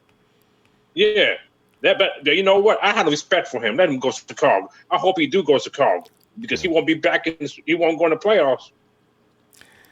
Well, we got to wait on that one. But I mean, Chicago got, as soon as they lost Fangio, and no matter what else, That's going to hurt their defense. We'll see about Chicago. Well, they still got the personnel. You know what? I'm done with the kicker. Enough about him. Yeah. The draft, I'm waiting for the draft. 48 hours. Well, I mean, a little less now as you count. We are looking like it's getting ready. Jalen Hurts, 6'4", 226. That's a big man. Boy, I tell you. But anyway, Nighthawk, it will be a draft of drafts. There's everybody's lying. Everybody's telling stories. The Cardinals are telling their story. The 49ers are saying another thing. The only people who aren't saying anything are the Jets. Yeah, like I said, I want Jaws Adams. If you don't get Jaws, it's okay. Oh, Josh Allen may be very much in the mix, actually. Quentin Williams, one or the other. I'm not sure. I have a feeling on the 49ers between Josh Allen and Quentin Williams, they're probably going to go with Williams. But if they get Bosa, then I got to respect him because he's on the team. Yeah, well, yeah. I don't know. Public perception of Nick Bosa might have just took a hit, but we'll see. But anyway, Nighthawk, man, I'm telling you what, I'll see you tomorrow. Maybe it'll be a better day. We'll see what happens. Huh? Yeah. But can you give me a score before you go? And you know I will. Nighthawk!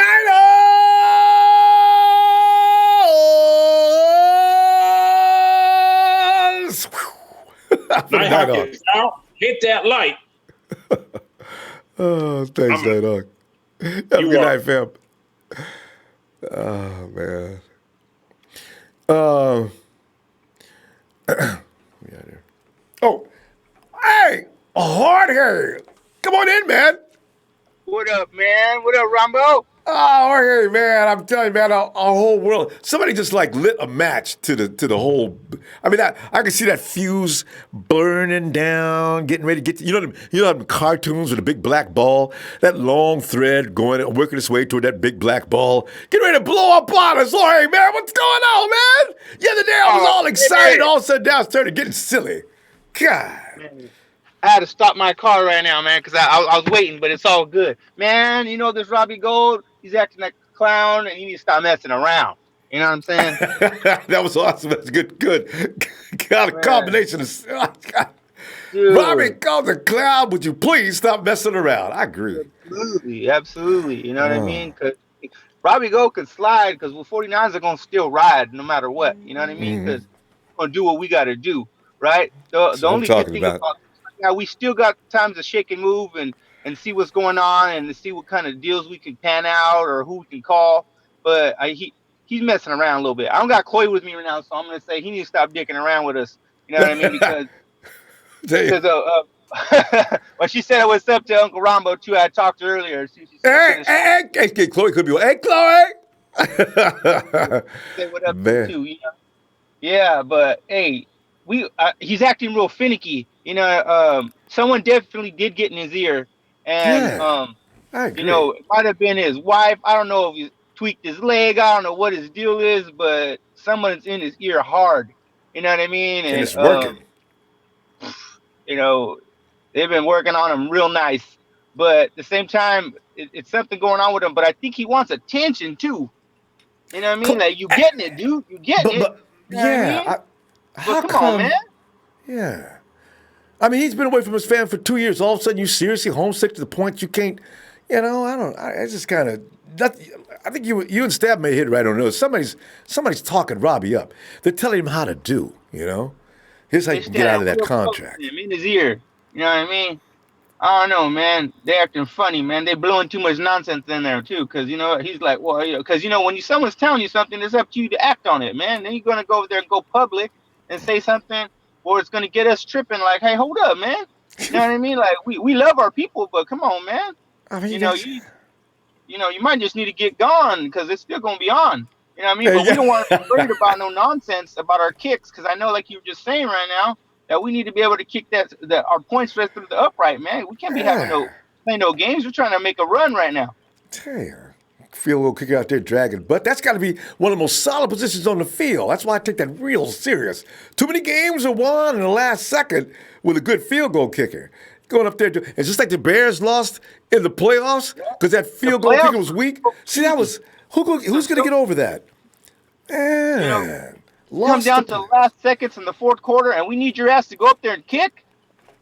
We get your ass up there and kick, then, man. You know what I mean? Like, come on. And then he sent a kid in there. He's 22, 23, just out of school. All right, you're on, kid. What? The field goal? Pressure's on. You know, Pressure's on, youngster. his heart's going 100 miles an hour. He's trying to remain calm. Hands are shaking. Leg is going numb. Man, snap. Oh, God, time. Oh, man, and tackle his butt. Look, let's pick him up off the ground. We're going to call your mom, and you come back next year when you've grown up a little bit. You're not ready for this. God, man. Yep. You got to kick on the big screen, on the big stage with the big boys, you know? Big bucks out there, Jorge. Changes people's way of thinking, man. You can't relax and calm down. In college ball, you're just out there. You're already established. You're the big man on the campus. You got confidence. You got cockiness. You know you ain't gonna never miss nothing. You go up there, you kick the field goal, walk away, throwing kisses at the bleachers and carrying on. Like, check me out, y'all. I am the man, all right? They couldn't win no football game without me. Now the pros, I'm under a lot of pressure here. How much they pay me this year? Years from now, they'll be telling me about how I missed that field goal. Yeah. So I'm a little concerned. That's crazy.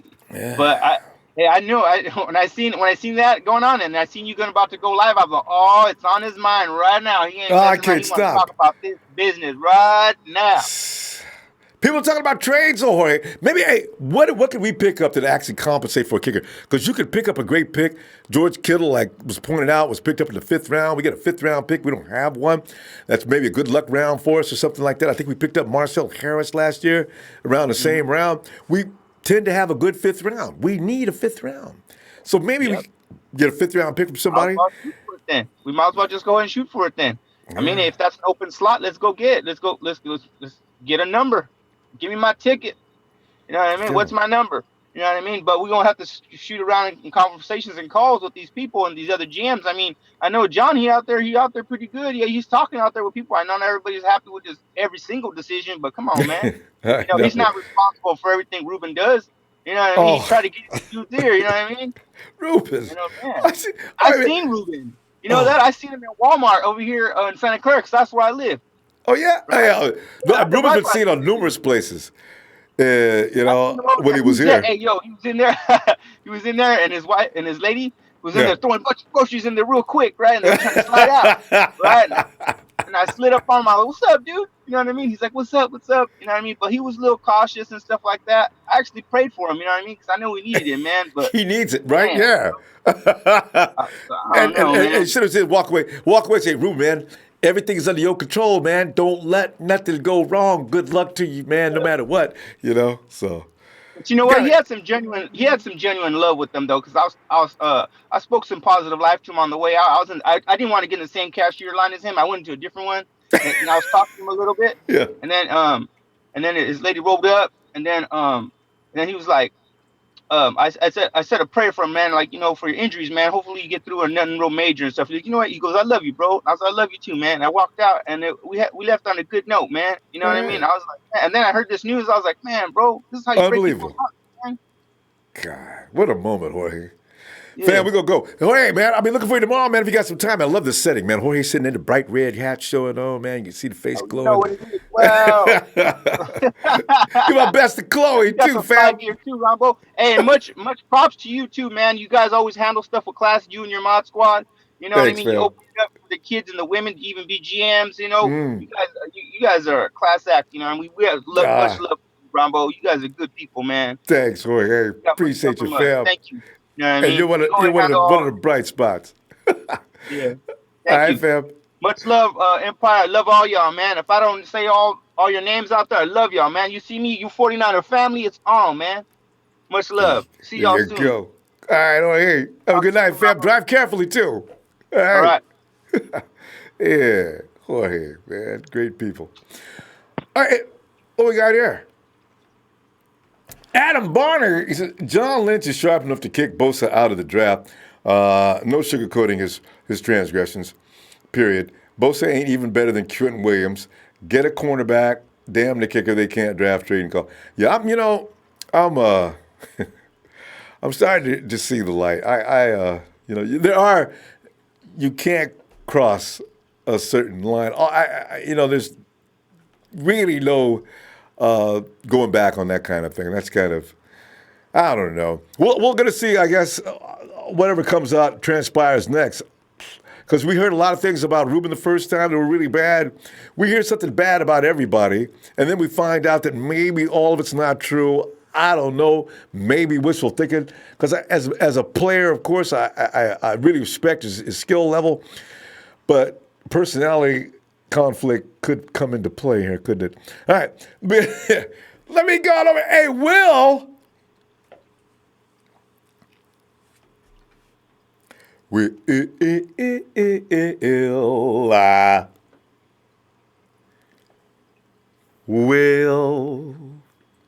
Oh, wait. I'm trying to bring him in now. Meanwhile, I'm looking at Jalen Hurd, because like Derek's got me going. Hurd is a big receiver who lacks speed. First thing I read is something bad, but Hurd lacks speed for the NFL. In 2018, he totaled 69 receptions for 946 yards with 4 TDs. His best season of play came as a running back in Tennessee when he averaged 8.6 yards per carry. Hey, Will. Yeah, Derek is high on some Jalen Hurd, so I went and pulled him up. First thing I read was something bad, Derek. Okay, but you know what? Will, would you put a 6'5" or 6'4", a 6'4" running back on the field? I worry about that size. Can he get his pads down to keep from getting killed? No, that's too tall, man. Nah, that's way too tall for somebody to play running back, to me. Well, anyway, coming back to, as you know, tonight we're having issues with Robbie. Robbie's, we knew we had a problem. Everybody assumed he got franchise tag. He's going to get up and come to work like a grown man's supposed to do. And now all of a sudden we got a problem.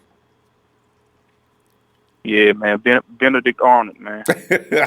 Basically, yeah. But yeah, man.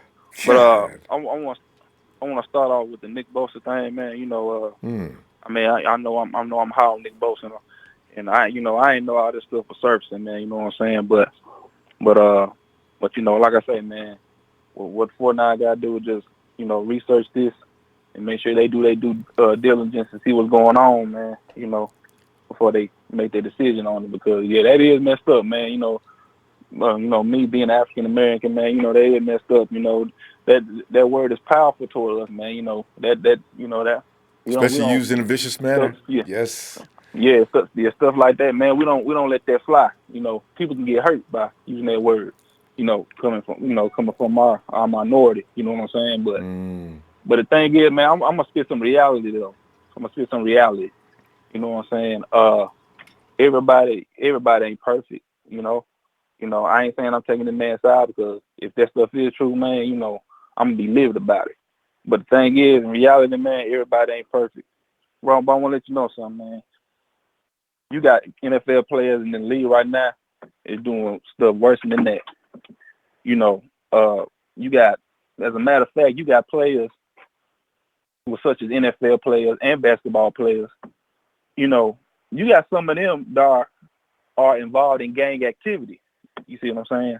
Mm-hmm. You have players, NFL players, and that NBA player that come from certain neighborhoods, that bad neighborhoods or whatnot, and they kick it with those guys. You know what I'm saying? Mm-hmm. I've seen basketball players in the NBA that throw up gang signs. Mm-hmm. Like I'm not sure you remember Monte Ellis. Monte used to play for the Warriors until he got ran out because Steph Curry was better than he was. Right. Yeah. Yeah. I mean, it was times when when he make big plays and stuff, he'll throw up gang signs. I mean, I don't know if y'all, I don't know who all was familiar with gang signs, but he's like Gangster Disciples, Vice Lords, Crips, Blood, stuff like that. Monte Ellis was throwing up Gangster Disciples, which is a pitchfork. He got called on it. You got John Wall. You got John Wall play for Washington Wizards. When he make plays, he throw up the little B sign stand for blood. I mean, you got players in the league that's gang banging. You know what I'm saying? They throw up these gang signs. People, most people don't know what it is. But whoever's from that type of, whoever's from that same cloth, environment knows what it is. But so everybody ain't perfect, man. But that is messed up though. When if that is true, that is messed up. But hey, man, if Bosa's not the pick, I wouldn't be mad. I wouldn't be upset. But I mean, I will go ahead and take Quinn or get another edge rusher. I ain't familiar with. I ain't too hyped up on Josh Allen, man. Thing with Josh Allen is a good pass rush, man, but he just can't. He can't stop the run, man. He can't disengage off blocks. That's the only thing with me. If he could do both, then I'll be on that train. But I ain't with it because he can't disengage off the run. He only good for passing. He's still actually learning. Passing down. Yeah, Josh is still actually learning because he's getting coached up. He learns quickly, it seems. But as you look, you want the player that's a little more finished product. I agree with you. That's my thing. Right. But yeah, man. But let's get on to Benedict Arnold, man. You know what I'm saying? Robbie Gould, man. You a fake, you a phony, man. You a fake, you a phony, man. You fraud, bro. You fraud. You get on the air and you say that Kyle Shanahan's a fun coach to be around, then you turn around and say you don't want to be on this team no more. Right. Man, you fake. Man, you fake, bro. Man, you fake. Man, you a kicker, man. Why you ain't no edge rusher? You ain't no quarterback. You ain't no receiver. They do stuff like this. Who are you to do this? You a kicker, man. Everybody on the other end of the field playing 11-on-11, putting pass on, hitting, doing the real shit. They doing that real shit. All you doing is on the other end just kicking a low football to a goalpost. You on the same field. You on the same practice field all day long. Everybody else on different practice field doing their real job.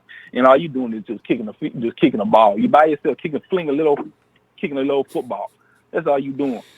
And they gave you $5 million. You ain't want $5 million. Okay. Well, the problem is Robbie's like one of the best in the league. His head has apparently blown up. Now he's become the DIVA. Who's seeing it coming is the thing. Man, look. Robbie Gould, man, look. You if you don't want to be here, if you don't kick for us, man, we don't want you here. We don't need you. We'll bet our way at you. Because this year we putting up 7 instead of 3s. You know what I'm saying? This year we putting up 7s. We putting up touchdowns. We ain't putting up field goals. You hear me? So you can go on with that, man. Take your ass over to Chicago. But I'm going to let you know something, bro. Vic Fangio ain't over there no more for that defense. I keep reminding Bears fans about that. You see what I'm saying? So y'all don't know, man. We lost Fangio and we turned to poop. Y'all gonna do the same thing. Bears falling off. The Bears falling off, man. The Bears is falling off. And you're going to take your ass over there and your feet going to get, and you're going to play in that minus 15 degree weather. Your feet going to get numb and your ass going to be missing field goals. You're going to wish your ass stayed over in the Bay. Your ass going to wish you stayed over in the Bay Area. So go ahead, take your little funky ass over there to Chicago. We don't need you, man. We don't need you, bro. Bay. But I tell you what, don't call John Lynch and don't be calling Kyle Shanahan when it's the middle of the season and we 5-3 or 6-1. Yes, I like 6-1 better, Will. Where we gonna go, man? Don't be calling over here, man. Don't answer the phone. Man. Change the phone numbers. Well, for real. We gotta go, fam. Good stuff as usual. I'll be looking forward to tomorrow. Man, y'all already know. All right, man. Y'all already know what it is, man. Not Empire, man. Fuck Rudy, man. Fuck the Browns. You may as well add Robbie in there too now. Since you don't know how to act. I was just about to get to that. Man, fuck Robbie Gould. Benedict Arnold, man. You son of a bitch. Take your funky ass back to Chicago. We don't give a fuck, biatch. God damn. All right, man. All right, fam.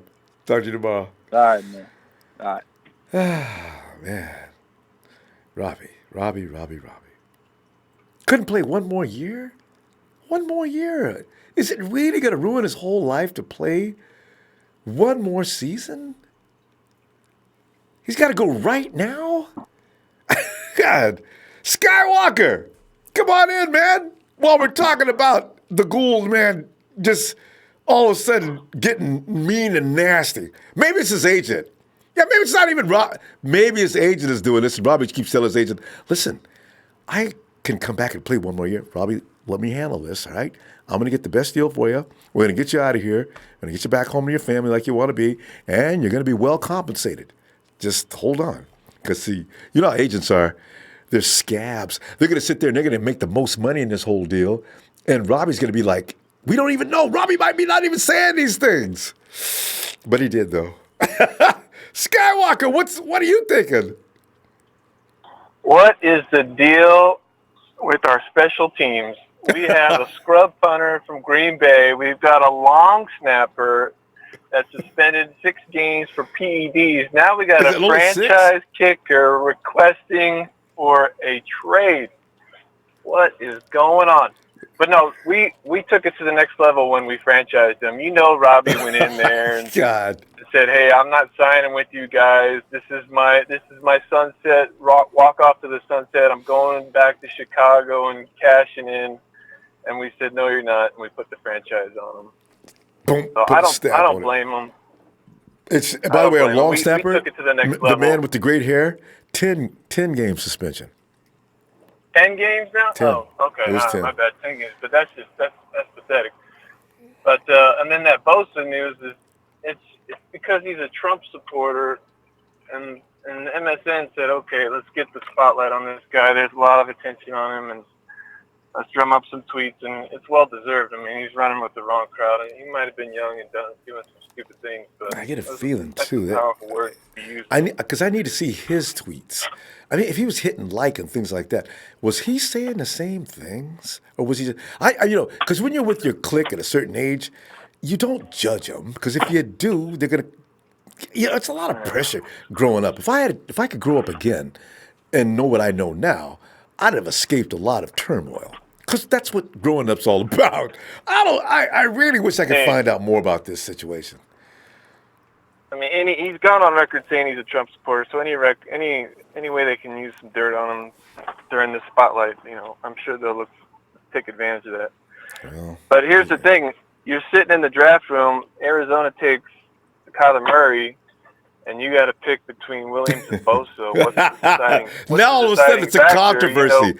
It's not just a pick; it's a controversy all of a sudden. And quite frankly, Skywalker, we pick character over everything. Well, yeah, we ignored Brown for a reason, right? I mean, so it's going to be. And then I watched that pre-draft interview with Lynch. His eyes lit up when he started talking about Quentin Williams. I mean, the kid, he was drooling talking about him. you know, Skywalker, that says it all. They may have had an interview with Nick before. Well, they did. What am I saying? They may have. They talked to him, and they probably already know about what's being said right now, right? And they look at Nick, there's some things that are being said about you that I'm not sure if I'm going to be able to uncover. Now, you want to explain some of that to me? And maybe he did. And some of it may not be as bad as we think. Some of the things he did may have been just being stupid or being a meathead or whatever, just going along with his friends. But no matter what, it's out there, right? So, the 49ers going to say, you know what? No matter what we do with this kid, we're never going to be able to get anybody to accept him just for that thing alone. We're in San Francisco, California. This is liberal. This is not acceptable. This is just not going to fly. We're going to have to get Quentin Williams. You know what? Skywalker, it's going to be Quentin Williams. Everybody loves Williams. Everybody loves Williams. I mean, the kid's solid, so take him. I mean, I'm not. Can I get a pass rusher in the second round, though? I still want a pass rusher. Jesus! I'm going to give you a clue who we're taking in the second. It's a wide receiver. I know. And there's a very specific type of wide receiver we go after. There was a great article in Niners Nation that basically broke down all our wide receivers on the 3-cone and the short shuttle, and it has to be a sub-7 second 3-cone and somewhere in low 4s short shuttle. And there's one wide receiver that we brought in out of the 17 that we brought in for the 30 visit. So we're definitely taking a wide receiver. But, Kyler said he wanted one. His name is Debo Samuels, man. That guy. Yeah. Debo's got a quick 3. I forgot to look at his 3-cone drill. How fast did he do? He ran a 7.03 second and a 4.14 shuttle. and they had him on the in the Shrine game or the Senior Bowl game, and then they had him in for the 30 visit. And Kyle likes so him too.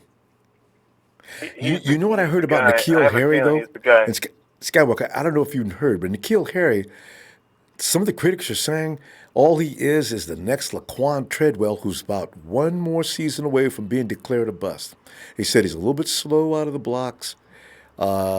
His route running is okay. He's Devin Funchess Jr.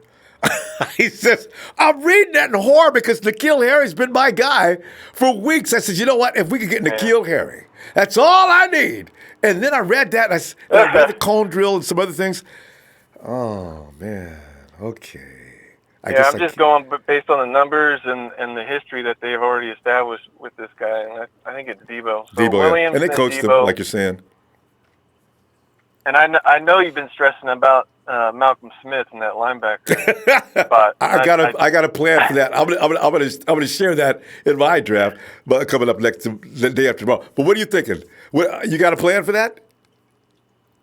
I'm not even worried, man. I mean, look at our history. We draft linebackers like nobody in this league. True. So and we find them.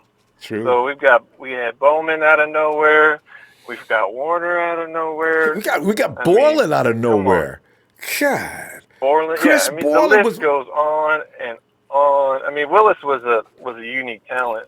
First rounder, top 5, easy. But like you said, Borland, Bowman, and now Warner. I mean, those guys, we find them. So I'm not worried Reuben about Foster.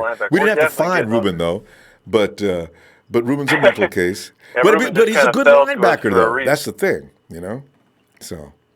But you look at the visits, the 30 visits. It's been tight ends, wide receivers, and linebackers. So I wouldn't be surprised if we get those. So we're definitely getting a linebacker, and I have faith in our staff to find the right one to complement us. So we're moving on. We're going to get 2 good starters in Williams and Debo, and then that linebacker. And let's go to the playoffs. Nicely right there. Skywalker, we got to stop though. Hey, real quick. When it comes to the kicker. As long as we get inside the 50, we just go for it, and then on touchdowns, we'll just do 2-point no more third conversions. downs. 4th down, we go. Yeah. No more third downs, and then we'll do 2-point conversions, and we'll call it a game. All right, Skywalker.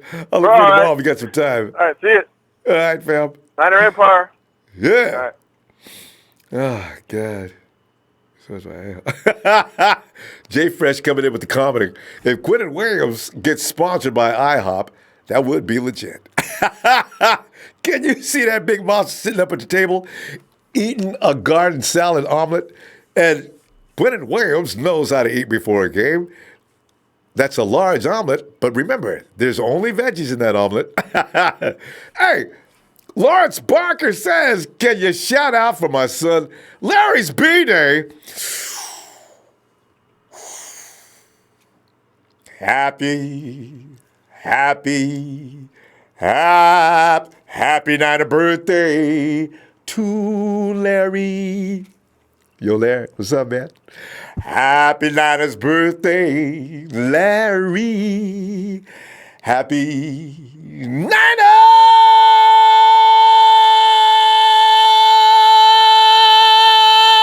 birthday, Larry. What's up, Larry? You're going to grow up to be a 49er. Do not be a running back, though. Be a quarterback. They last longer, they get paid more, or be an edge rusher if you get big enough. Lawrence, I believe we've got him on the right path already. Hey, let's go. Hey, let's go check out. Hey, Daryl.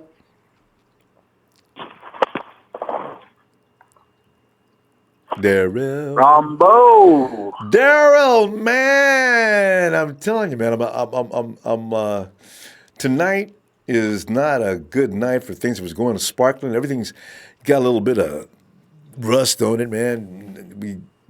Robbie's running around telling people he doesn't want to talk anymore. So, Yeah. Well, if you think about it, we've had a lot of successful kickers that have come to San Francisco. I mean, we had David Akers. Phil Dawson, and then now Robbie Gould. Yeah. But if I were the 49ers, when was the last time we had a bad kicker? Now you mention it. I don't know. I can't while. think of any. Yeah. It's been a while. We always have a kicker. Yeah. What I was going to say, though, is if Robbie Gould's not going to sign, they should rescind that franchise tag. Oh, they can pull it. Yeah, they can pull it. Sure they can. Yeah, because that's what happened to Josh Norman. He wanted way too much money, and then they franchised him, and then they rescinded it, and then he signed that big deal with Washington. That's what Robbie's – I think that's what Robbie's pulling for. He wants the 49ers to pull that tag off because that makes it more difficult to move. He's already made it clear, I'm not wanting to deal long-term, guys. Well, how many times do I have to say it? And so the 49ers are saying, all right, fine, take a hike, rescind the deal, and then he can go out and make his own deal somewhere. Just to be mean, I hope they don't do it. Now I'm starting to think like, you know what, Robbie? That's BS, man. You can't give us one more season. God. Yeah. I'm with you though, Ronbo. I was with on the N'Keal Harry train too. Yeah. Some bad things being said about him as far as his play. As soon as they said Laquan Treadwell, I didn't want Laquan Treadwell that year. Everybody else was yelling about him because I thought he was too slow. But then a dude said Devin Funchess. I said, what? Really? Devin Funchess is okay. Funchess is okay, but if that's all N'Keal Harry's going to bring to the table, we're still going to be crying about a number one receiver next year. People, because everybody is. We need a number one receiver. Even though we got the ball sprayed all over the field and everybody's getting yards, that's not good enough. We need a number one receiver. So, that still will be the cry next year this time. If N'Keal Harry. Well, if we do get a receiver, they got to hit on the receiver that they get. Yeah. Because we've drafted way too many receivers that have been bust. I tell you, though, I do like Dante Pettis, and I got a feeling no matter who they bring in here next year, Dante's going to shame them. The kid's a freak. He does things that just aren't – sometimes you see things he does that don't humanly look any sense. I got a feeling like his route running. I think that's why Shanahan likes him so much. He's a good route runner. Yeah. And he's got the ability to separate. Oh, that's a gift of his. Nobody can really stay with Dante Pettis. So if him and Jimmy G finally get on the same page, you think Edelman and Brady are tough? Ugh, you ain't seen nothing. Wow. Who do you got the Niners getting rid of, though, to accommodate? I'm thinking it's between Richie James and maybe Kendrick Bourne. I don't know. Oh, God. I don't know. It's like the 49ers say, whoever comes in now with the drafts from here on out, they got less picks, draftable guys this year than they did last year, and I figure that number is going to continue to go down. The core is being established. Whether we like it or not, the 49ers have a group they're going to stick with for a long time. The thing is, whoever comes in this year, they're going to have to knock. It's going to be like a prize fight. You have to knock the kid out in front of you. You're not going to be able to stay with him. You're not going to be the same as he is. You're going to have to stand above him. Whoever they draft this year in this year's draft, I wonder, can they beat out Bourne? Can they beat out they can't beat out Dante. I can't see that. No. Keese, I'm not sure. No. Keese's thing is about being healthy. There is no Keese. Tyreek Hill, maybe a couple others. There is no Marquise Goodwin, as far as I'm concerned. I don't care what anybody says about him. Marquise Goodwin is a separate entity in itself. So if he brought in Paris Campbell, he's fast, maybe him. You're bringing that kid from Cincinnati that seems like he may be a bust. He's got that kind of speed. But one thing Marquise Goodwin has developed, he's got ability now to run routes, and his hands are not as bad as they were when he first came. Yep. He makes things work on that team as far as opening up the offense. So I don't know. Yeah, I can see Paris Campbell too. He's got some speed, and he's like a little Dante Pettis. He gets good separation. He can return kicks, but we really don't need any more of those guys. We got like 2 or 3 guys that 4 or 5 that can return kicks. Oh God! So I don't know what they're going to do about that, but we'll see. Whoever they bring in, though, I think it might be Debo. Actually, Because I think Debo's going to fall to the second round. They're not going to get A.J. Brown. Everybody says A.J. Brown. I said A.J. Brown is not leaving the first round. If he does, I'm pretty sure the 49ers will jump on him immediately. But I can't imagine that. I'm pretty sure Arizona's second-round pick, they might get N'Keal Harry if because it's a local guy. There. I mean, he's been local and a fan favorite. Maybe. And but if A.J. Brown, I'm just hoping from 20. Go ahead.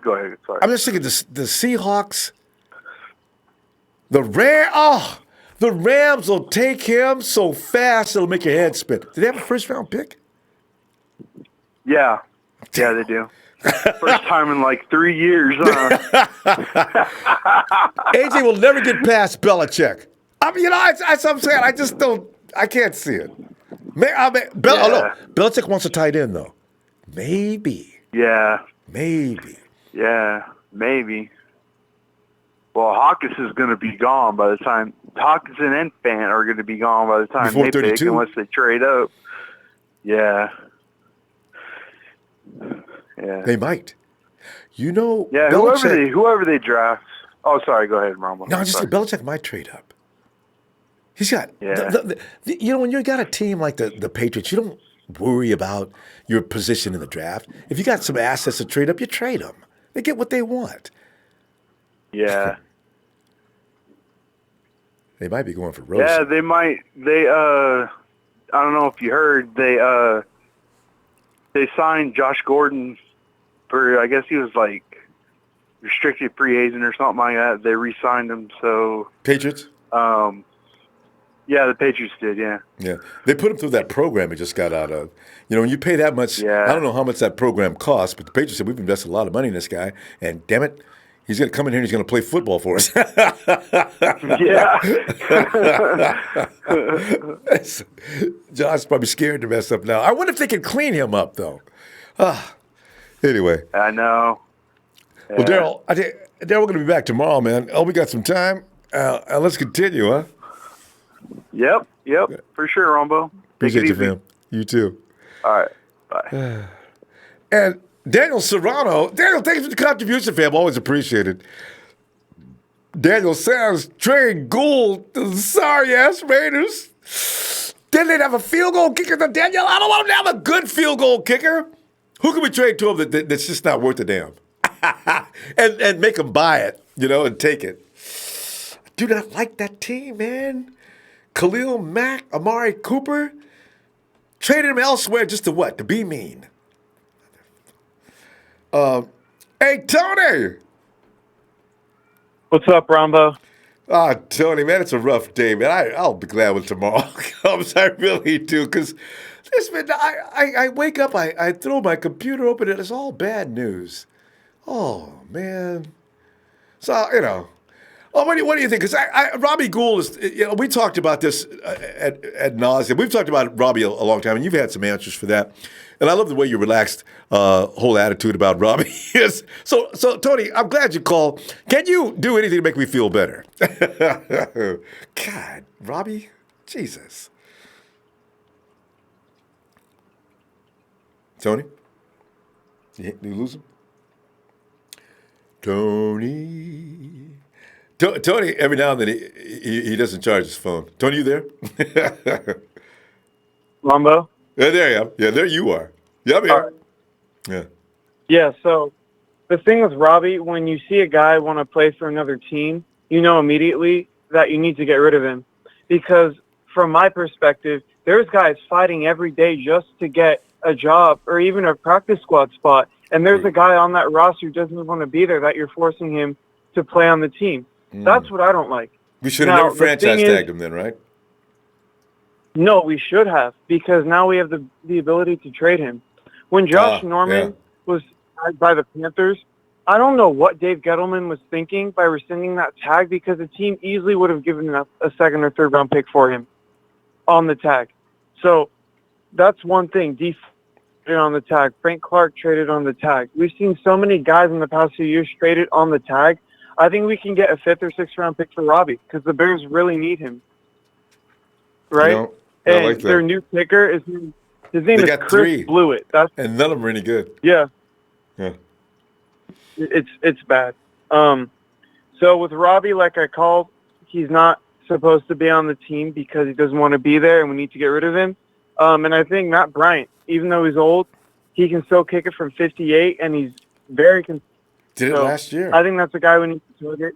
Yeah, exactly. I don't want to look at one of these guys in the draft if I don't have to.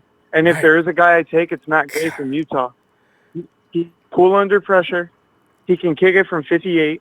So that's a guy I would look at. But I just want Matt Bryant. I want to get rid of Robbie Gould for at least a draft pick. Even a 7th, I'd be happy with that. Yeah, because you got something in return. We don't have a 7th round pick anyway. And the way our staff is, they can find people in those late rounds. So, yeah, you're right. Yeah. And I want to talk about another thing. Nick Bosa. If he is in our lap, we have to take him. He's going to be better than Quinnen Williams at the next level. We've seen it with his brother. They're the exact same player, right? Yeah. And all this talk about he's a Trump supporter, who gives a damn about that? Let the man believe in what he wants to believe. I don't think it's going to interfere with the locker room because there's so many people with so many different backgrounds, most of which are not from liberal California. I don't think it's going to have any impact. It's his decision to believe in that. He can believe in it. I think he's really stupid. You look at both of the brothers; they look like stoners, and they sound like it too. But I know, right? I mean, No, they let the do man sound have like it, don't they? Both Joey and Nick, like they smoke a bowl a day. Something else too, Tony. You bring up. Do you know how many? I know the Trump supporters in the locker room already, and one of them is one of our favorite guys. I ain't gonna say the names, but I know for sure they are. So that's not a reason. Like you said, can we just politics be damned? Can we just look at the football player? Some of the other things they're talking about with the tweets and everything, that's damaging. That's not something people are going to accept. But, yeah. God, Nick, idiot. And if you even look at John Lynch, I'm almost positive he's a conservative.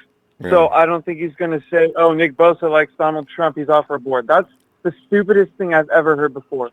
Laramie Tunsil with that gas mask like 2 hours before the draft being released, that's the reason why you should slide in the draft. Well, not he for having slid your own too. beliefs. What he slide down to like 8 or 9? What was 13. Miami picking that year? God, he lost money. He was 13. Whew, yeah, so he's not that good anyway. Right. The last thing I want to talk about is tall receivers in the draft, and there's so many this year, but we need to look back. So for 16 and 17, I'm not going to count those years because we just haven't seen those players proven yet. There's no way to tell if they're going to be busted or not. Yeah. Let's start with 2015. Tall receivers, Kevin White, Jay Parker, Rashad Perriman, all right? Those receivers. And they were all busting the NFL. I don't think there's any other way to put it, right? And they were all 4.45 type of guys. They were going to get you the – they were fast. They just didn't work out in the NFL for various reasons. Injuries, they couldn't run routes. And then you look to 2016, Corey Coleman, Laquan Treadwell, Josh Doxson.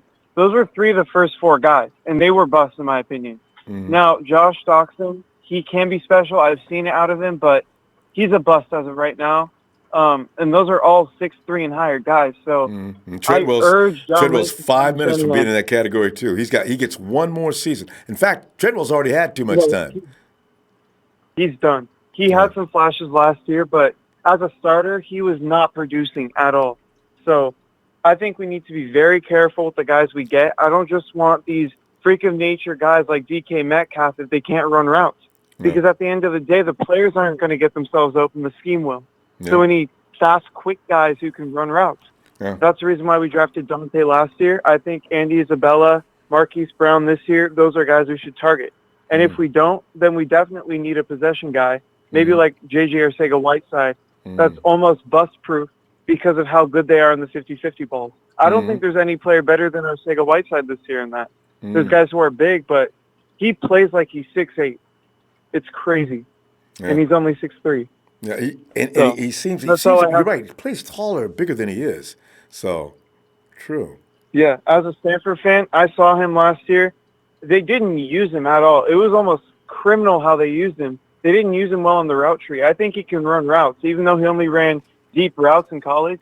I think he's going to be able to run routes because his 3-cone was pretty good for a receiver. So I'm excited to see that. I hope he stays in the Bay. Yeah, he's great. He's the biggest reason why Stanford won those games last year. They lost some that they should have won, but they probably would have had a 500 season at best if he weren't there. That's how good he was and how crucial he was in big-time moments in the red zone. So I'm excited. I think if we can trade – Yeah, because you're right. Because a lot of people are crying about big receivers. We need a big receiver. Guys, we need a big, talented receiver. You just don't get a big guy and throw him out there. That doesn't work. I am on the Kyle Shanahan train, too. Give me a guy that can get separation. He's fast. I don't need him to be 18, 19 feet tall. Just be able to get, or like you're saying, a guy like Arcega Whiteside reminds me of a taller, more athletic version of Garrett Selleck. For some reason, these guys are always open. So, I agree with, I've been looking at him. And pretty much agrees. Very, very talented. There's a couple of guys like that. So yeah. All right, Ronbo, I got one question for you before I leave. Go ahead. All right, so number 1, Cardinals take Kyler Murray. Number 2, you have Williams, Bosa, and Allen on the board. Who are you taking? You know what? Right now, I need to think about. Actually, I can't wait until I'm going to go look up some things. I want to know. I want to look at some of the things that are being said about Nick to know whether or not he's coming. Because I got to tell you, Tony, some of the damaging things that are being brought up right now. Nick's going to be drafted at number 20 if everything that they're modifying right now is absolutely true. Even if it's not true, it's not looking good. If we can't get Bosa, I'll probably determine from that. I'm going to go ahead and I'm going to think Williams. I think Williams has got more potential to help this team than, of course, in Allen. Because, as I say, Allen may be an outside linebacker. If I draft him, I don't need that high of a pick to put at my Sam linebacker. You know what I mean? So that would be I'll go with Quinnen Williams as well. But so damn it, Nick. You want to have 4? I wanted Nick. Jesus. This really bugs me because, God, he was coming. I know it. But if this little mess gets out of control, it's a Pierre nightmare. The 49ers cannot pick him up. Damn it, Nick. Yeah. This is what I don't like about the Quinnen Williams pick. You're going to have 4-3 techniques on that defensive line, and if D4 doesn't work out, you're screwed. That's why I think we need to go edge rusher. And I'm not opposed to trading back and picking up Brian Burns, someone like that. Hey, you know what? Because Burns seems to be a little more of a 4-3 guy. And here's the thing. You know what? He doesn't have to develop quickly. We could rotate him in slowly, let him gain a little more size. And if something does happen to Tony, man, you may have opened up some thought. That's a lot of food for thought. All right. Think about it. He's fast. He has pretty good technique. There's just a few things he needs to work on to get better leverage. Yeah. If he can get that, he's going to be a stud in the NFL. I'm talking 12, 13 sacks per year. So I think the Niners need to keep all their options options. And they will. All right. Yeah. Okay. All right. I'll see you Always great to talk to you, Tony. You're enlightening. All right, fam. Yeah. Talk to you tomorrow, huh? All right. See ya. Hey. Bam, it's, it's like you're riding down the highway. The road is smooth as could be. Everybody in the backseat is asleep. You're sitting there popping things, trying to keep yourself awake. It's so nice and smooth, sunshine and nice scenery on the side. And all of a sudden, the road gets rough. It's raining like hell. There's a tree in the middle of the goddamn road. Bam! God, Jesus. There's all this bad news in one day. Tyler!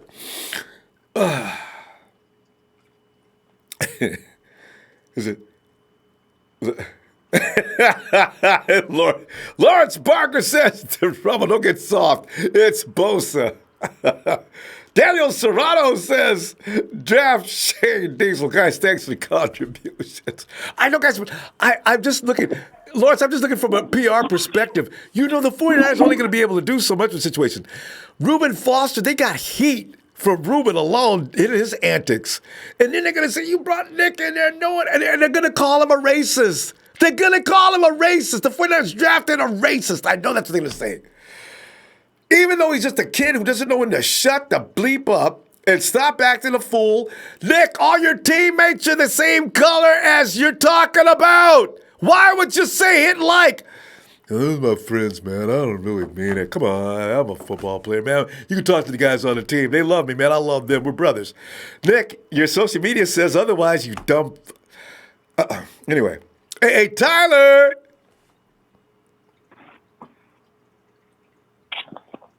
What's up, Ronbo?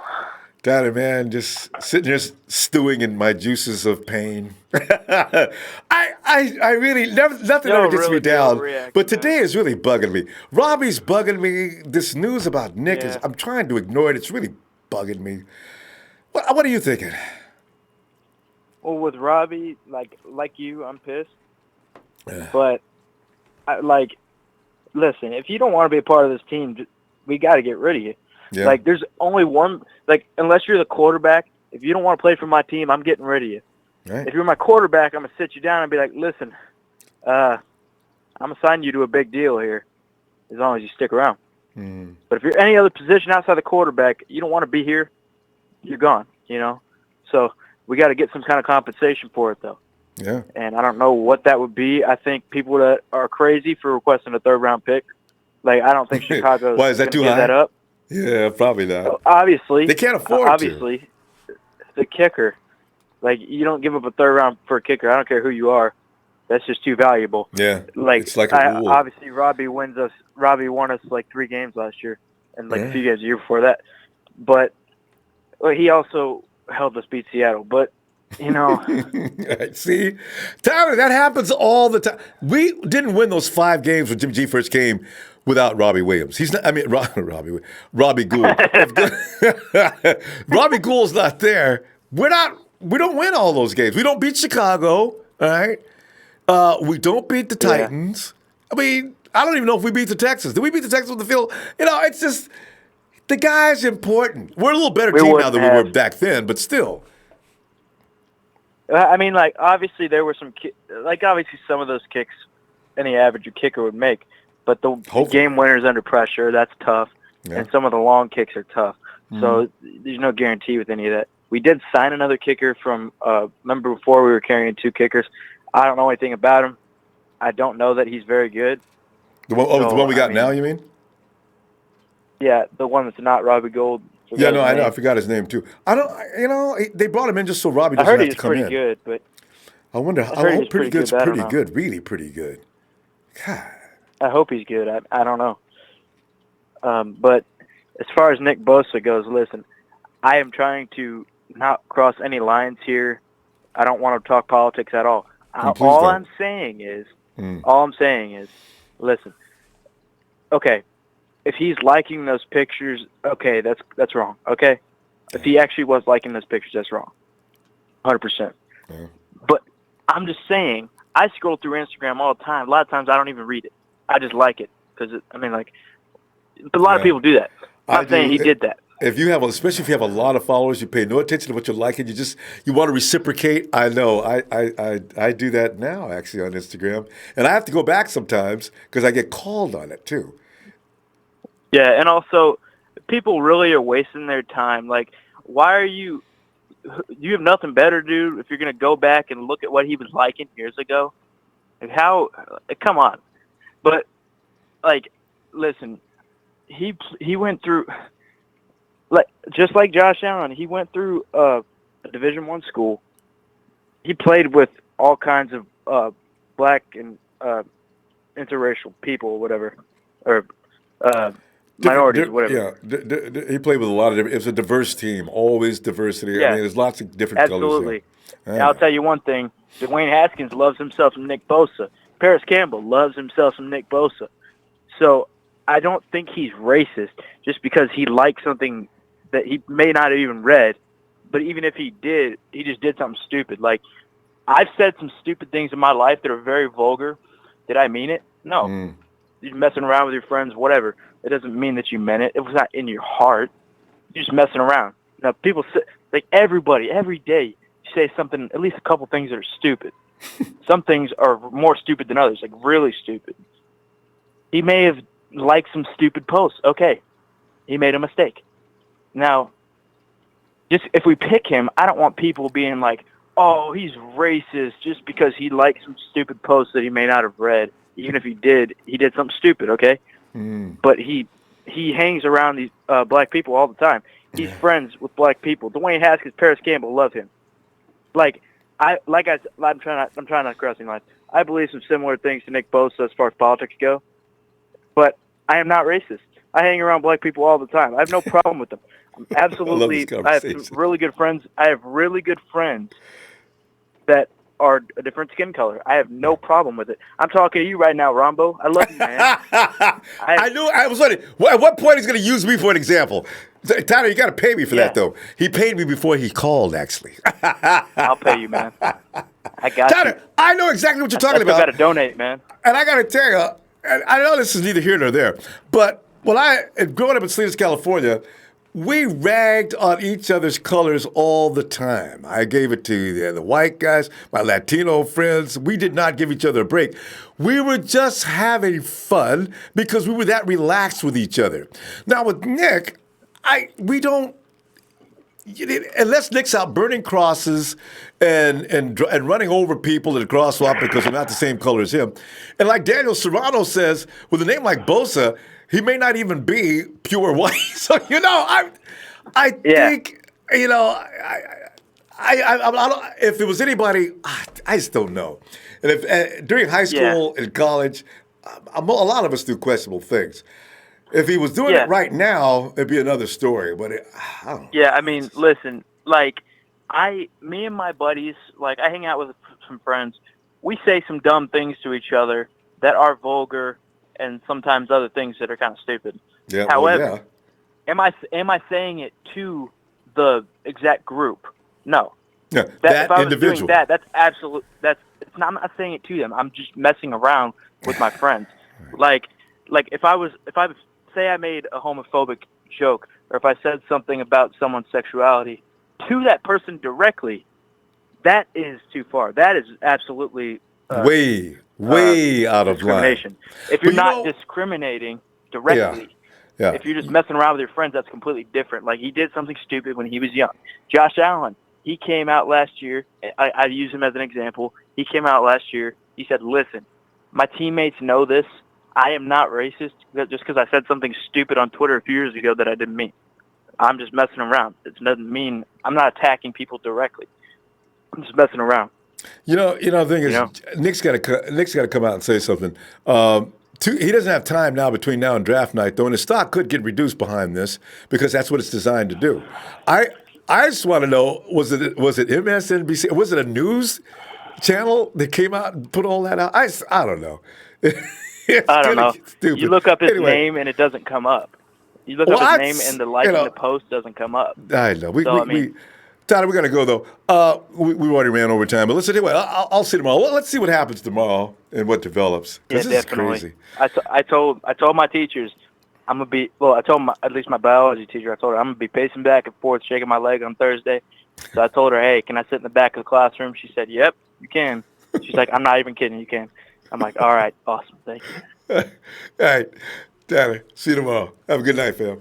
Definitely, Ronbo. Niner Empire, Niner for life, forever faithful. Jimmy G, stay away from the hose. Pipe bomb. He got that from Will. He's always got a little outro. Hey, wait. 49ers 6. Representing Marina, Seaside, Monterey, Salinas, Carmel. Oh, my God. Hey. 49ers 6. If you see Clint Eastwood rolling around there, you know that 17-mile drive where you go down through there and drive past all them incredible places, man. Jump off onto the beach. Got your food. Got whatever your boys and girls out there eating, carrying on. Got Ocean Avenue. Oh, God. Monterey down by the wharf. Some of the best restaurants in the world sitting right out over the water. Yes. Anyway, hey, let me get on. Hey, by the way, Salinas, California has changed from a few years ago, and it's like looking slick now, too, by the way. Hey, Big Mo. Oh. Ronbo, what's happening, big player? Oh, Big Mo, man. All the fun just got turned off the lights in the room of fun for a minute, man. All right, hey, Mo, maybe to be back on tomorrow, man. Robbie Gould, man, We had the best kicker in the NFL, Big Mo. And now all of a sudden the best kicker in the NFL is like, I can't stay here, y'all. Can you understand? Can you read my lips? Can you hear the sound coming out of my mouth? You've got to trade me. I said, oh, man, Robbie, you can't stay for one more year. Dang. Nah, man. Nah, Ronbo, he can't do it. Let me tell you Gould, something, Ronbo. I got it. I'm a married man. I got a family, man. I'm a married man. And you know, that man, let me tell you something. He's been away from his family for too long. Yeah. And the man tired of making love to his own hand. All right. I'm glad that got beat down. Oh! You know what I'm saying? That man want a warm pie. That man want a warm. That's the Mo. You know what I'm saying? The man riding around downtown Oakland 4 o'clock in the morning looking for something, man. Said Pablo. Hey, you know, so funny because now you look at what's the name over in the Patriots owner. You drop it in them day spas. Yeah, man. Would Robbie be next? And would we get mad at him? Oh. You can't get mad at him, man. Look, Ronbo, the man did his 2 years. His contract is over. Look, we're the 49ers. We're the gold standard. We're not petty. Trade the man to Chicago. Get your 5th round pick. Go ahead and sign Matt Bryant.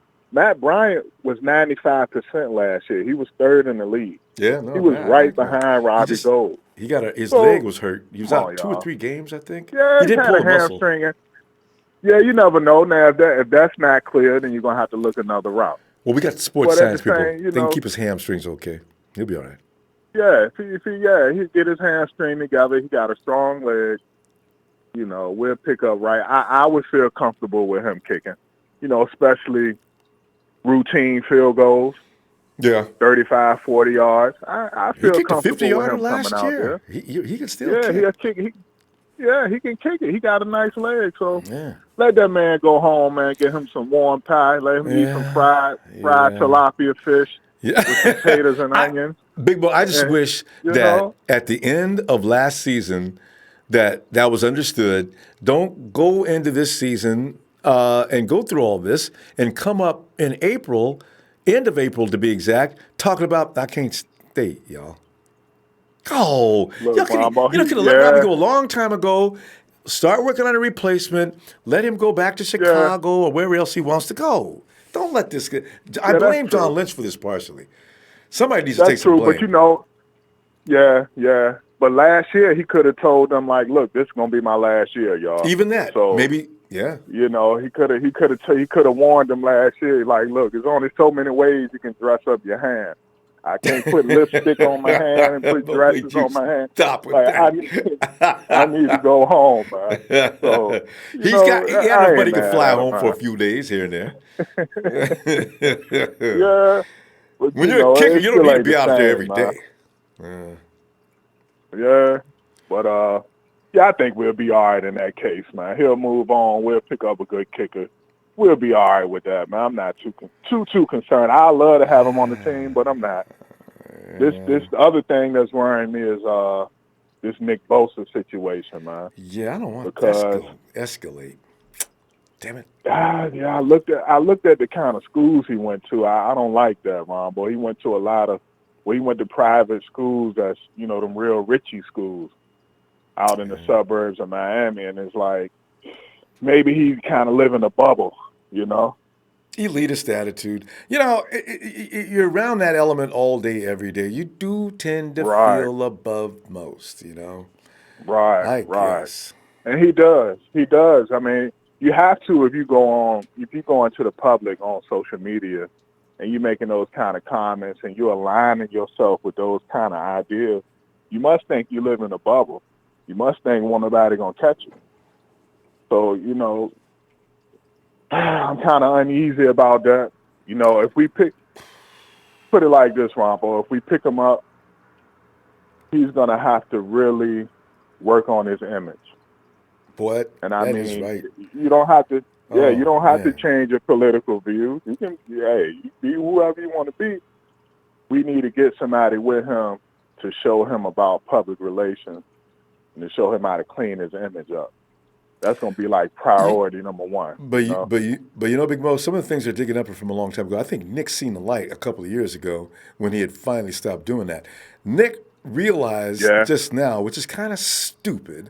He just now realized he needed to go back and get rid of some of that crap he was putting up. Right now, it's too late, and then the fool says things like, "Whoa, I thought I clean up my social media because I might be going to San Francisco." Ah, Nick, what are you, stupid? Yeah, oh, God, what are you saying that for? Go back and clean it up and shut up, Nick. Right. Just go clean it up like and be quiet. Oh, man. Now he draws all kind of attention.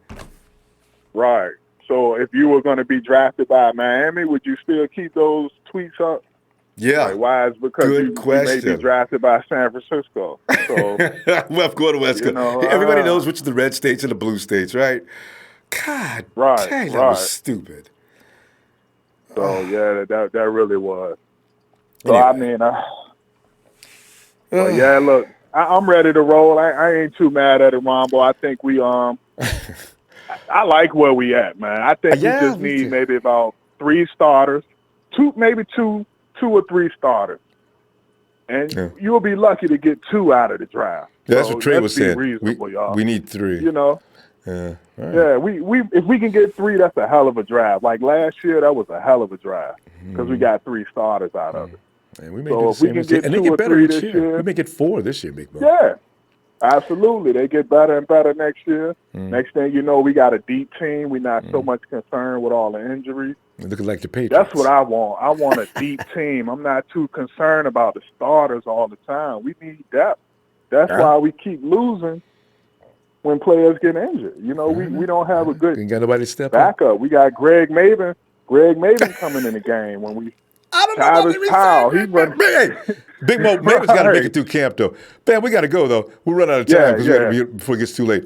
So I'll tell you what, I'll be looking for Big Mo, my man. Yes, sir. I'll be hitting you up, Ronbo. Take your time, man. Look, stay away from downtown Oakland, man. I don't want to get you caught out there with Robbie Gould. No, I had my lesson a long time ago going downtown Oakland because the dude walked over.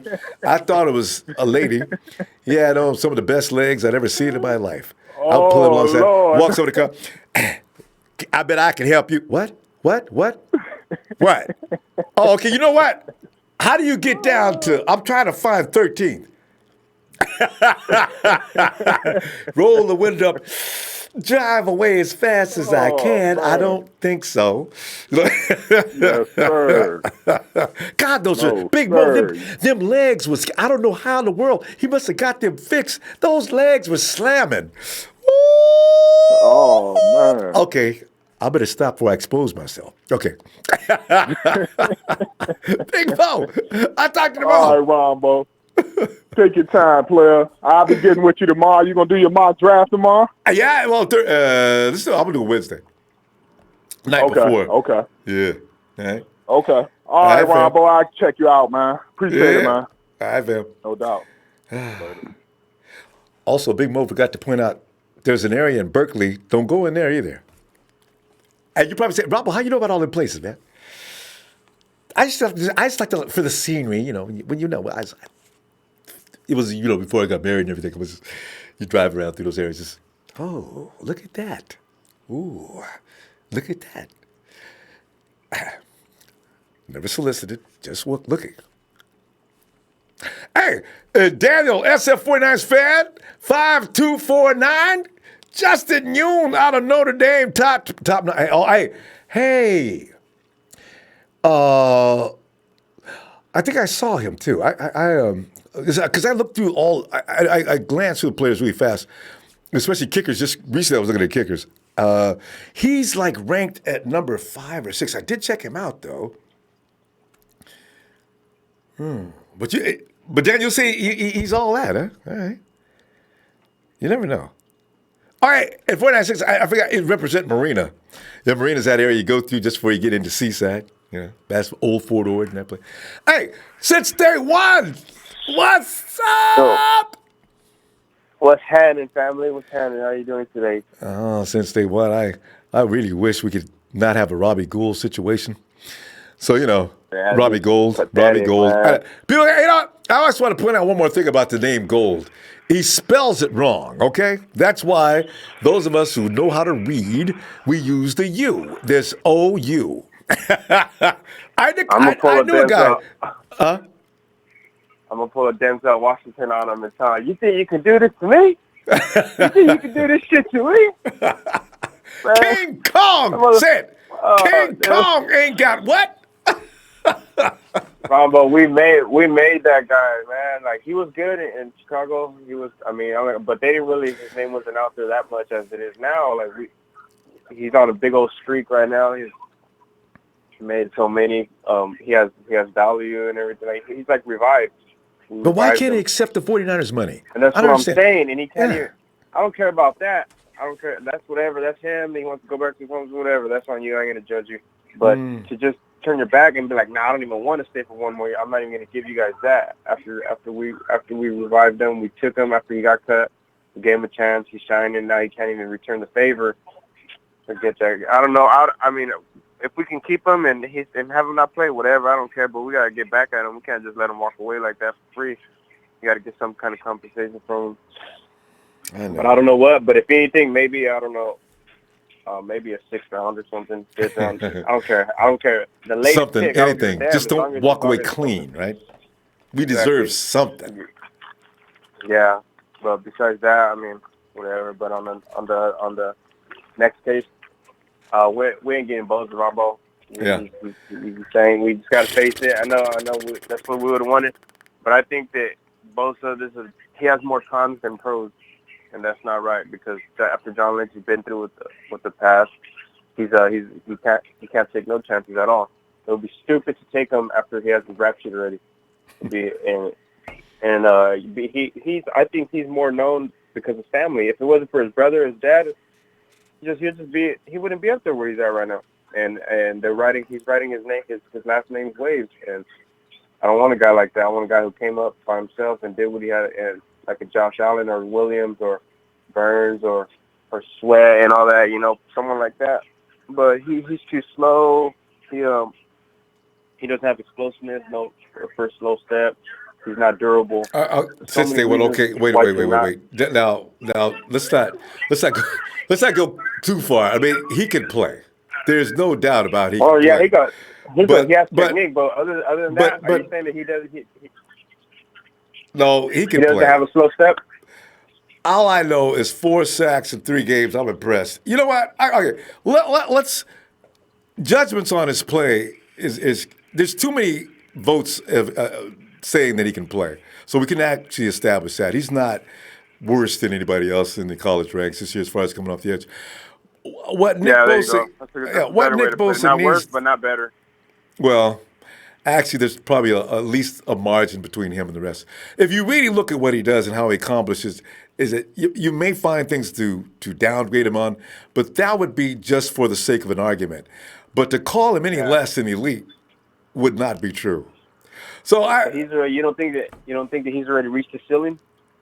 No, that's what's scary about him. He hasn't even gotten to the pro ranks. Most players that come into the pros, they go up a level. They don't go down a level. Because you're going through different coaching, you're going through a different speed. You have to get used to that. So you look at Joey when he came in. You're not going to get a worse product. Joey's more athletic than him. He's longer. He's more explosive. Yeah, but he's the bigger brother. So I don't think he's going to be better than Joey. Yeah, but it's been judged that Nick is actually the better player between the two. Joey uses speed, finesse, and moves. Nick uses both.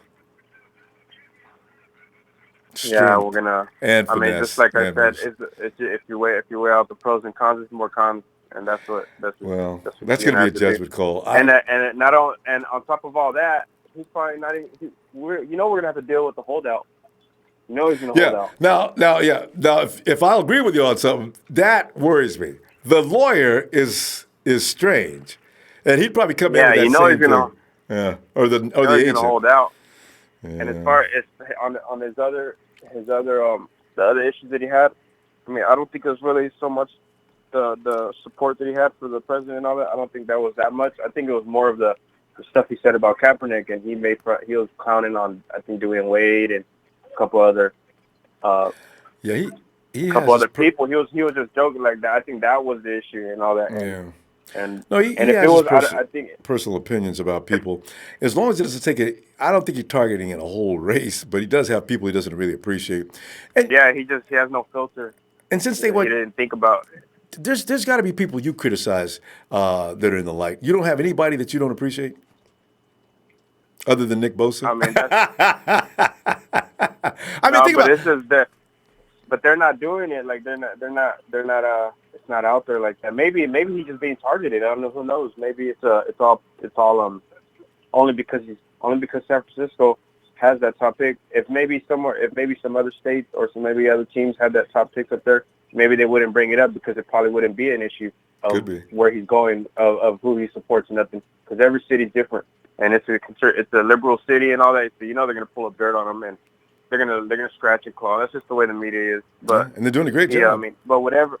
If they do decide to trade back, it has to be with either the Giants or the Raiders to get another pick. And then I think a perfect scenario is to get a first late round pick from the Raiders, let them come up, take whoever, and we get Sweat, because I said yesterday we need someone that's going to be fast and lengthy, because we got to adapt to the league, and especially if we got to deal with Murray now and Wilson, all these players. You look at a Buckner who has success against Russell Wilson and Smith who has success against them. It's because they're so long and they can dive after him and he just can't get away. And Montez Sweat will be perfect at a sixth pick or something around there and do that. I mean, but we just we can't teach size, we can't teach speed. And people say that, well, Montez Sweat, you don't run a 40 from the line. Yeah, that makes sense in a way, but they do run down players a lot. Defensive linemen, they have to chase out of the pocket. They have to do that. You need short area quickness so to be really effective coming off the edge. You know what though? These are things that I'm sure they got it all figured out though as to who's going to be the best at that. Yeah, I trust them. I trust them. Oh yeah. I know we ran out of time. One more thing. Quickly. I got one more thing for you, Rombo. It's John Lynch has been. He messed up on a few trade deals he could have had and all that, but he can redeem himself right now and go and get Chris Harris, all pro slot cornerback. He just requested a trade. He wants out of Denver, and he can redeem himself right now and give up a fifth round pick, and if that's all they want. I mean, what about throw Robbie Gould in there? That would fix Robbie's butt. Well. Yeah, I'd love it. Actually, that I would put up with that. Robbie, we can't send you to the East, but we'll send you to Denver, and you can work out something with L when you get there. They're gonna do him how they did Brown. We're not gonna send you where you want to go. We're trying to send him to Buffalo. And Robbie's gonna turn into Antonio Brown all of a sudden. Call his agent. Hey, what's this about me going to where? No, I'm not going to Denver. Tell him I'm not going. Well, it ain't San Francisco, so why you complaining? Yeah, that's gonna be crazy. But I mean, Chris Harris, I think that'll solidify it with the top run defender that we're gonna get. And Chris Harris, man, that's scary. Anyway, since we got to go though, fam. Let me see you tomorrow, huh? Yeah, for sure. I'll tap in. So all right, Rumble, thanks for your time. Appreciate it. Always appreciate you. See you tomorrow. All right, Empire. Stay up. Stay faithful. Yeah. Oh man. We got to. Hey, Mike! Come on in, Mike. Here he comes. What's up, Rombo? Mike comes in the gloat. Here we go. Yes, Mike. That's probably you putting out all that stuff, right? Hey, I don't even know what you guys are talking about, man. I've been out. I seen some about Robbie Gould today. Yeah, that's the pain right there. God. But I don't know what you guys are talking about with Nick Bosa. I heard you were like a little down. But what the hell are you talking about? I didn't see it. Everything Lick's ever done on social media is being dug up now. Every incriminating thing he's done is now being flashed to the public. Hey, you can touch upon that if you want to, but listen. What's the bad stuff that they've come up with? What's the worst stuff they've come up with on the guy? Well, there's apparently his friends are into little racist comedy and jokes and saying things that are pretty derogatory. And Nick's little heart, like on some of those comments, stands out like a beacon.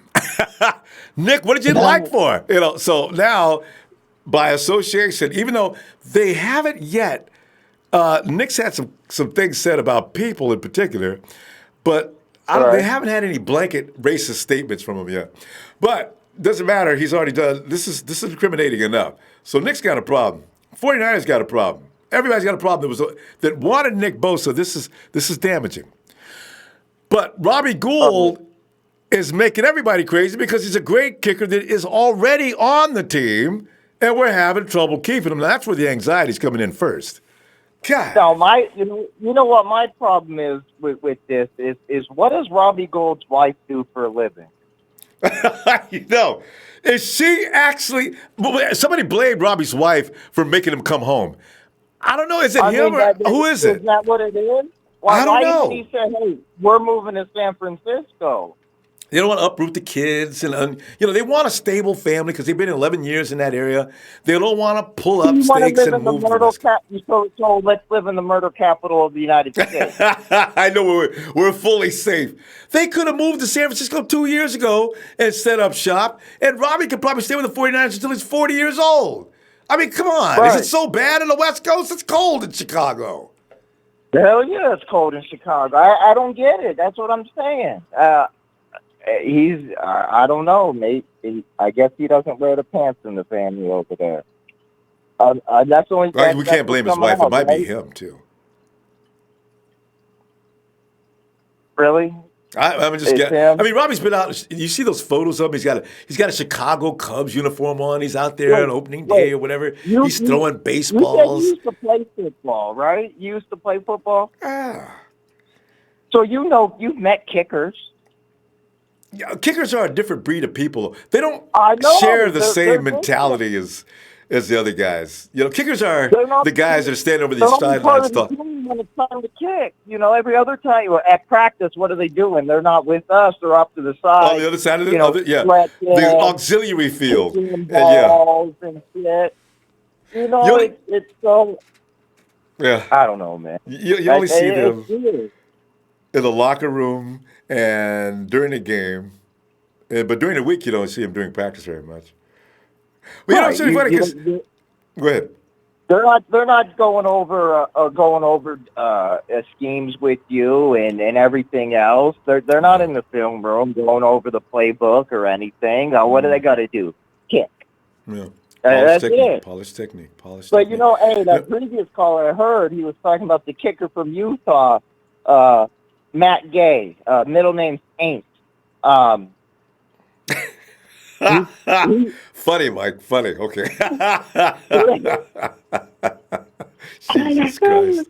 See, that would be considered homophobic. See, those are the kind of jokes that'll get people in trouble. PC, Oh, whatever.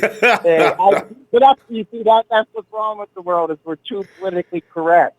You can't even call a boy anymore. No. That's considered condescending, too. So, I don't give a shit about that stuff, but no, he is a good kicker though. That guy, that kid can kick. He's not bad. No. Now, second round, I heard you guys talking about a little bit today about wide receiver, and I was able to catch a little bit of your show yesterday. I forget who the guy was that called in, so I don't want to say. I was gonna bring this up to you, but I can't take credit for it now since it was brought up by someone else first. But with the second round pick of Brock Yassin, I really like a lot. But I don't know if that guy's gonna make it to the second. Yeah, round. I don't either. Rock goes in the first round. Well, there could be. Why not trade? We could trade back. That's the thing. If we can, I know you don't want to trade back, but if we can trade back some to where we can accumulate some more picks, where we can take our second round pick and another pick and jump back up into the first. Or even, if we accumulated another second round pick, we can still keep ours, trade that other second round and some other pick and jump back in the first, make that pick, and then we got a pick in the second round and have 3 picks within the first 36 selections.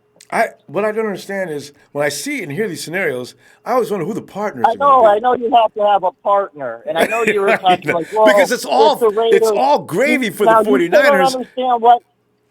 Okay, check this out. You're John Gruden or whoever the GM there is for the Raiders. I'm John Lynch. and your thing is, oh, what leverage do you have? You're not going to select Kyler Murray.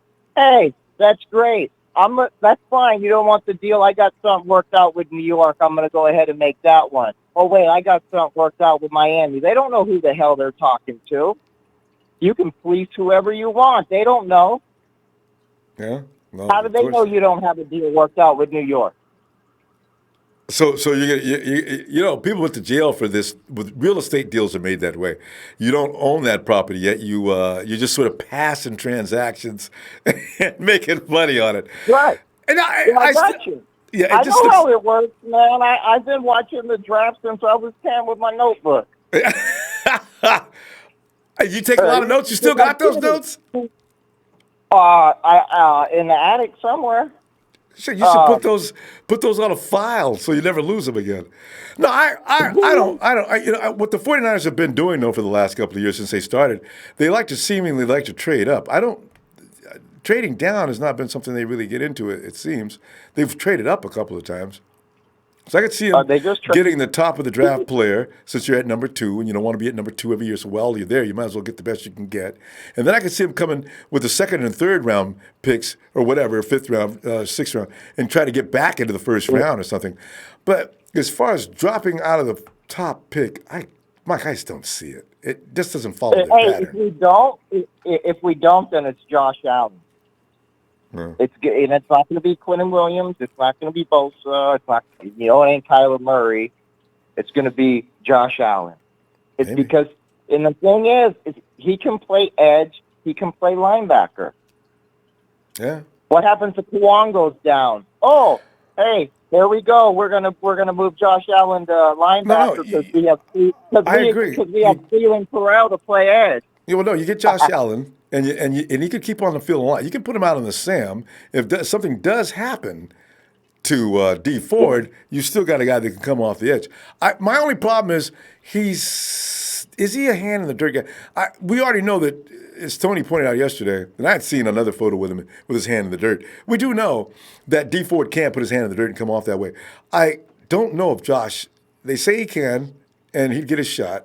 But we'd have a guy that we wouldn't have to put Malcolm Smith on the field for.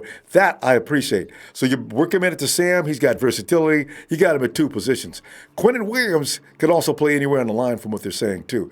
So both players, which one of them is the best football player?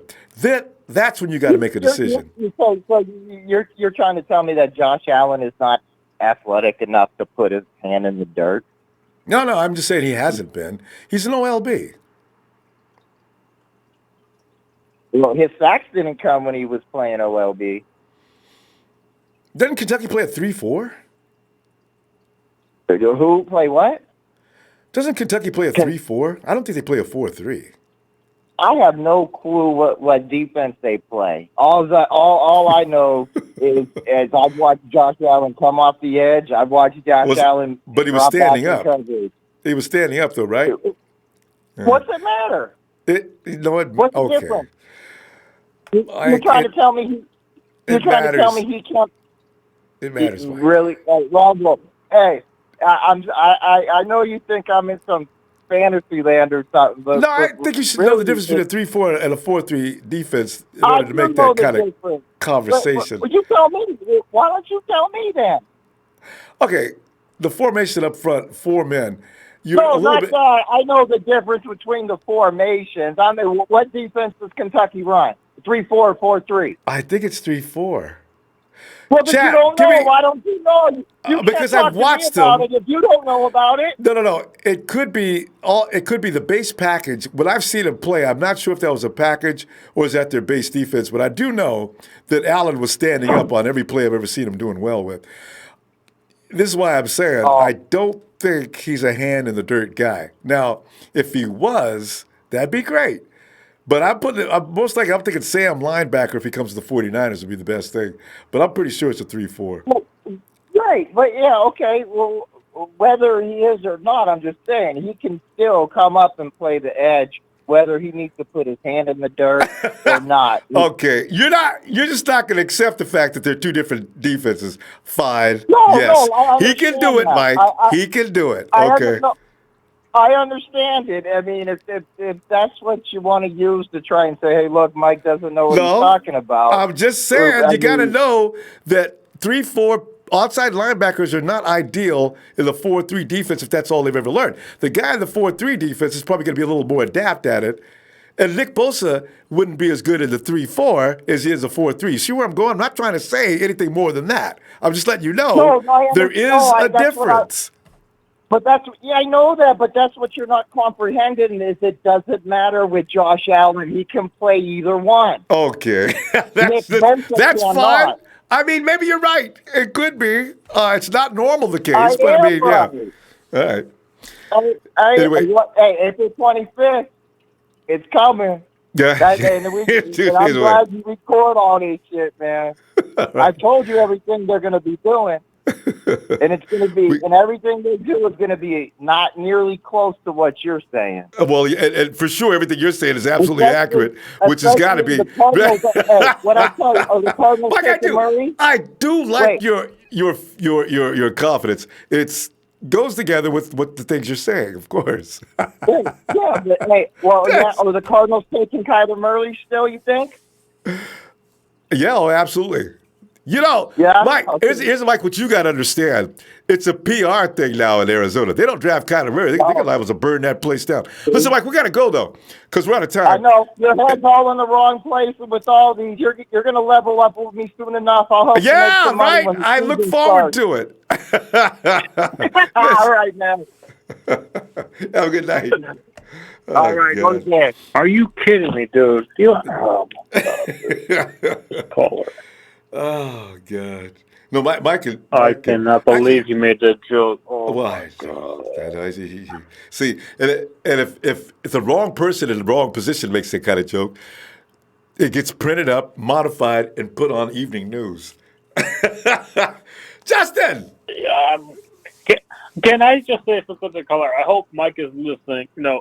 Man, you got to watch what you say, man. You got to watch what you say. Even if you're joking, you got to watch what you say because, I'm pretty sure, I don't know if the chat, I don't know, I'm pretty sure someone is, gay or you got to watch what you say, I don't know if he was joking. I'm pretty sure he was. Well, he was, but, again, it's these kind of jokes these days are in bad taste. That's why I'm saying when Nick and some of his elite friends get together, and they all consider themselves elite, probably they're all up on a hill and they're going to these expensive schools and everything, they say things that are probably not acceptable outside of the 1% in America, right? So they think it's funny, they're having fun with it. I really wonder how serious, because when they get around people of color, I'm sure they're not yelling things like that out in public. We all. Well, I look at it this way. I'm okay. So I'm Hispanic. I'm a thin line between all those. Yeah. I do not say the certain things because I know it's a bad taste. I just stick to my friends, and I try not to cross that line because I know some people could take it offensively. So I just try to stick to a normal conversation. Whether you're joking or not, I tend to lead off of social media because I don't want to offend anybody, And I think in Nick's situation, I barely found out about the liking of the post on Instagram. I barely found out about that yesterday when we got up to the someone brought that to my attention. I completely forgot. I didn't even know about it. But yeah. Well, yeah, it's because it's being found. It's being searched out. And let's bring this in on them. Let's bring this in on them. And then if the 49ers pass on them, the Jets and the Raiders can pick up. Maybe if we find out that this has been a Raider plot the whole time, and they pick up Bosa at number 4, because the Raiders said they got a big surprise for everybody with their 4th pick. What are they talking about? Because you know how I know bad one thing for Gruden... sure. I know one thing for sure. I know everybody's. I know Bosa. I'm tomorrow. Ronbo. I'm predicting that. I did some research. I've had some time to research a thing on Bosa. Everything, the whole call, the whole tweet. I still think that he's probably going to get picked up number 2, regardless of what he's doing. Regardless of what is going on. I still think 49ers take him at 2. I don't think the 49ers trade back. I don't think it's going to take. I don't think 49ers will trade it back because they always traded up in every single one of the drafts. They've never been known to trade down because that's so. Yeah, that's the last team to do that was the Browns. and that backfired on them hugely with Wilson. So I'm pretty sure the 49ers not want that situation. So, yeah, I think tomorrow, I think on Thursday. Yeah, we'll say. Meantime, Justin, what do we do for a kicker this year? We all have different thoughts about Robbie, but I'm starting to get over Robbie. I'm starting to wonder, what about us? What are we going to do now? I said from the very beginning, Ronbo, like, I remember everybody giving me a flack because, why are you talking about kicker? This is why I called it from the very beginning. If you go back, I said that he's probably going to ask for a trade back to Chicago. And what happened? He asked for a trade. You did. I called it. I knew it. I knew that was going to happen. I knew that his, even though I don't want to say it bad about him, I knew he was going to have it. I don't want to play no one more year in Frisco. I want to go home. I want to go home and retire. It just seems so weird, though, because, Justin, here's a team that Chicago kicked him to the curb. They sent him to the Giants. And the Giants kicked him to the curb again. And we give him a place to stay and flourish. And then 2 years later, I got to go back to Chicago. Oh, you go to Chicago then. Oh, it makes me so mad, man. I say, what is this, man? What kind of appreciation? Robbie, you leave us in a hard situation here. You can't cover for us for one more year. Come on, man. You don't feel like you owe us anything? I knew that was going to happen. I had a feeling it was going to happen. I knew it was going to happen because I was sensing that it was going to be his last year or the next year. I was like, there's no way in hell he's going to come back to us. Even though he's John Lynch was like, oh yeah, we're going to make it happen.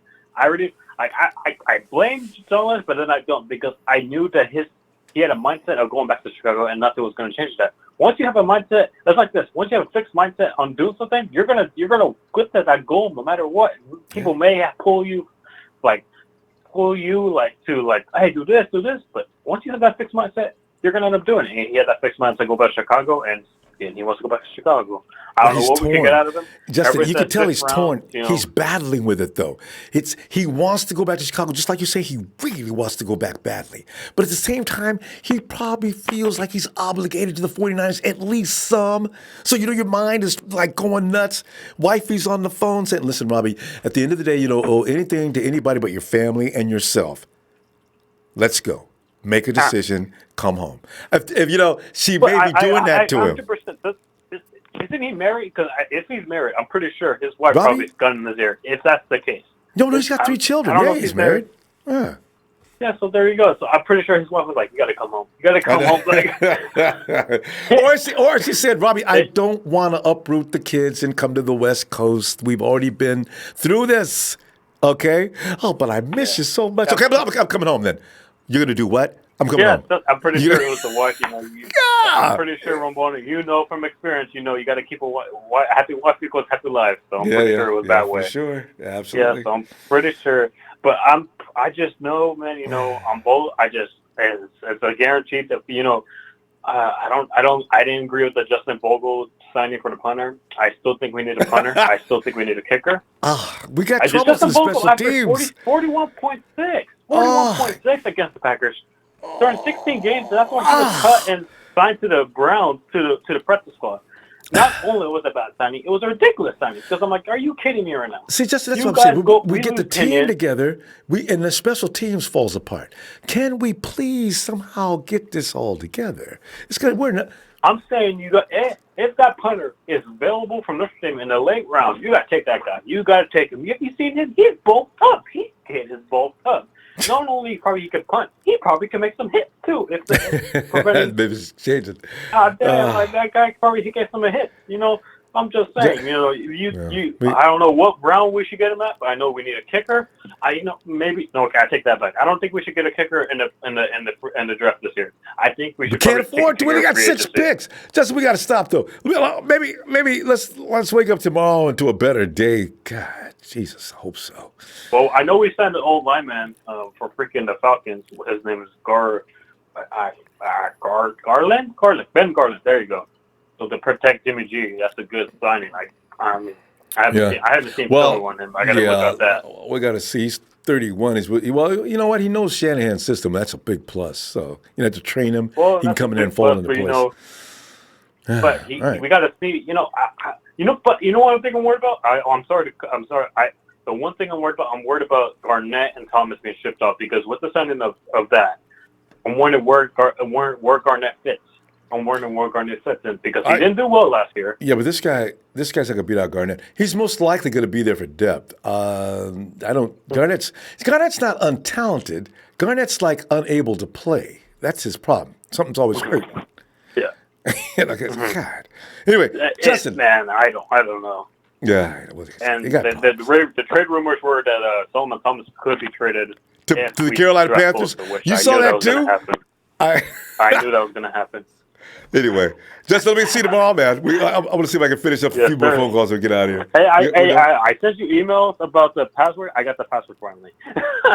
Don't mind that. And you sent me an email with the real address on it. Too funny. I go to answer, Justin, this address does not exist. Justin, how'd you do that? Yeah. All I have to do is put one letter out of place, and it works. But anyway, Justin. That's all I had to do. I know. Okay. Yes, you bad man, you. All right, Justin. I'll talk to you tomorrow. Oh, God. Actually, I guess we are. Actually, it was the last phone call. Okay. And Cindy says, Robbie Gould, bye, Felicia. Vernell Warren said Chicago didn't want him before, so why go back? This is the $64 million question. What is up, Robbie?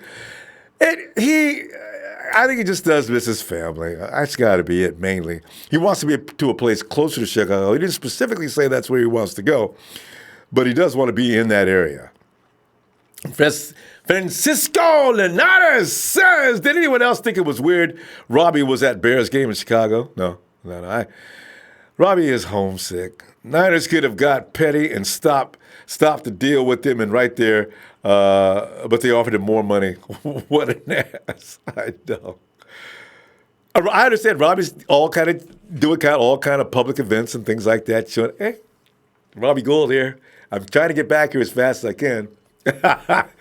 Salvador Biscuit says, trade him to the other coast. Buffalo, Pats, Dolphins, Jags, Bucks. Just make sure he's not too close to home. That'd be facetious, wouldn't it? Empire Strikes Back. Trade Robbie, send his ungrateful butt to Bills unless the Gummy Bears give us a high draft pick. See, because who is that pointed out earlier that did Phil point out that they can't really afford to pay Robbie? Are the Bears in that much cash? Because but Robbie's going to accept a smaller deal from anybody else. He just doesn't want to play with us. Serge G says Robbie has no leverage left. His ass, sit it down. Speed kills. Robbie's red. Does Robbie have red hair? This was melting in the Bay Area. Son, he has to leave. It's too funny. Never mind, I'm not going to read that one. Adam Lynn, screw Gould. Staying in one place forever is not how it works as a pro athlete. Well, he was in Chicago so long, I guess that's why he thinks that's where he was going to end up staying. And they hurt his feelings, and he came back, and he got to beat him with the field goal. He got his revenge, and now he wants to go back and say, guys, I'm back. You should have never gotten rid of me in the first place. You know that, don't you? Niner Inc. sends much love to Ronbo. All my faithful on there. Niner Inc. is back. Hey, Niner Inc. Good to see you, fam. An official King G. He says, Robbie really had to do it before the draft, though. You feel me on that? Come on, Robbie, man. This is like before, all of a sudden you're the Grinch before Christmas. Come ride in with a box of coals. And Sean Bullen says, caller, get real. It's the NFL. You need a cold-blooded ice in his veins. Kicker, get out of your feelings, I know, Matt Martin at 1680. What about getting Dawson back? Phil looked pretty bad with the Cardinals. I wonder, maybe he just needed a little rest.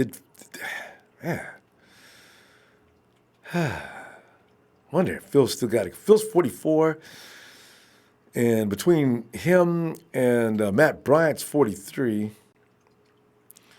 Sean John Thomas says, question, if Niners trade Robbie to another team, not the Chicago Bears, they will 2 pick for this year and 1 pick for next year.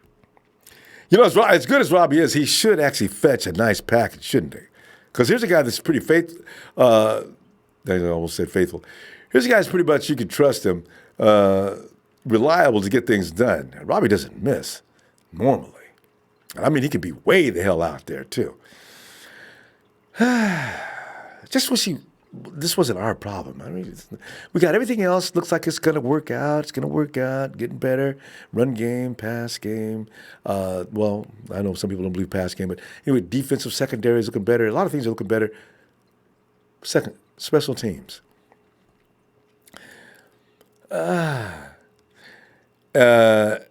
Adam Barney said, y'all need to not worry about Robbie. Let's get that pick right. Wrap that foul boy in both up and jam stuff to Australia. Oh, God. Jay Nim says, Robbie Gould is a bum that bailed on his team for a team that didn't give a bleep about him when they cut him. I know. And IAA says, Robert, what's good, fam? What's good, fam? Talk to him, seen you in a while, especially on this particular segment. Jason John says, Gould didn't sign the tag. Pretty good indication he didn't want to be there. True. I figured he just didn't feel like coming in and signing it, but no, Robbie's more serious than that. Let's look into signing Gastowski. How's Gould? Yeah, I know. How's Gould an a-hole in this? Well, no, not really. He tried to let him know in advance. In fact, if you think about it, Robbie probably tried to nicely say, I don't want to play San Francisco, guys. I'm sorry, man. It's just the way I feel. Robbie, just spit it out. You should have said at the end of last season, guys, I really think that I don't really want to renew contract. Before we start writing it up and getting it all in I don't want to do that, okay? Just want to make that clear. Make it clear, Robbie. Now you're making it clear and we're in deep trouble.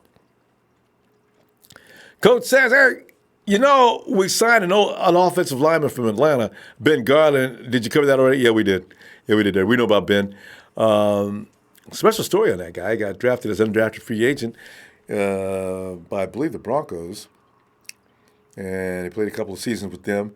I made the practice squad with the we actually put a little time in the Army, actually. The Air Force came out after 2 years and came back and signed, I believe, with the Broncos before he was off to Atlanta. I could be getting that story crossed up, but I do know that he's an undrafted free agent and made his way through, and he plays offense and defense. He started off playing defense and offense, put in a certain amount of time doing that. So he's a football player for all intents and purposes. And he knows Kyle Shanahan because in 2015, 2017, he played with the Falcons. And now Kyle says, hey, bring him in. Let's take a look at him and see maybe what he can do if he makes the team. So we'll see.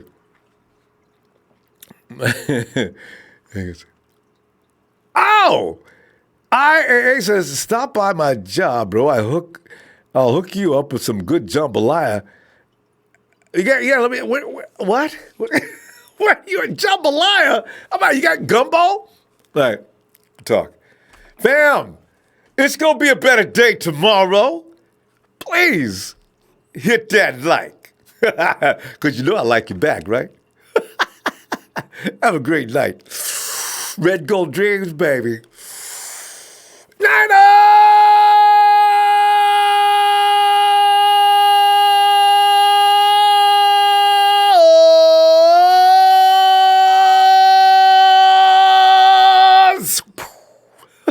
Shucks. It's going to get better, too.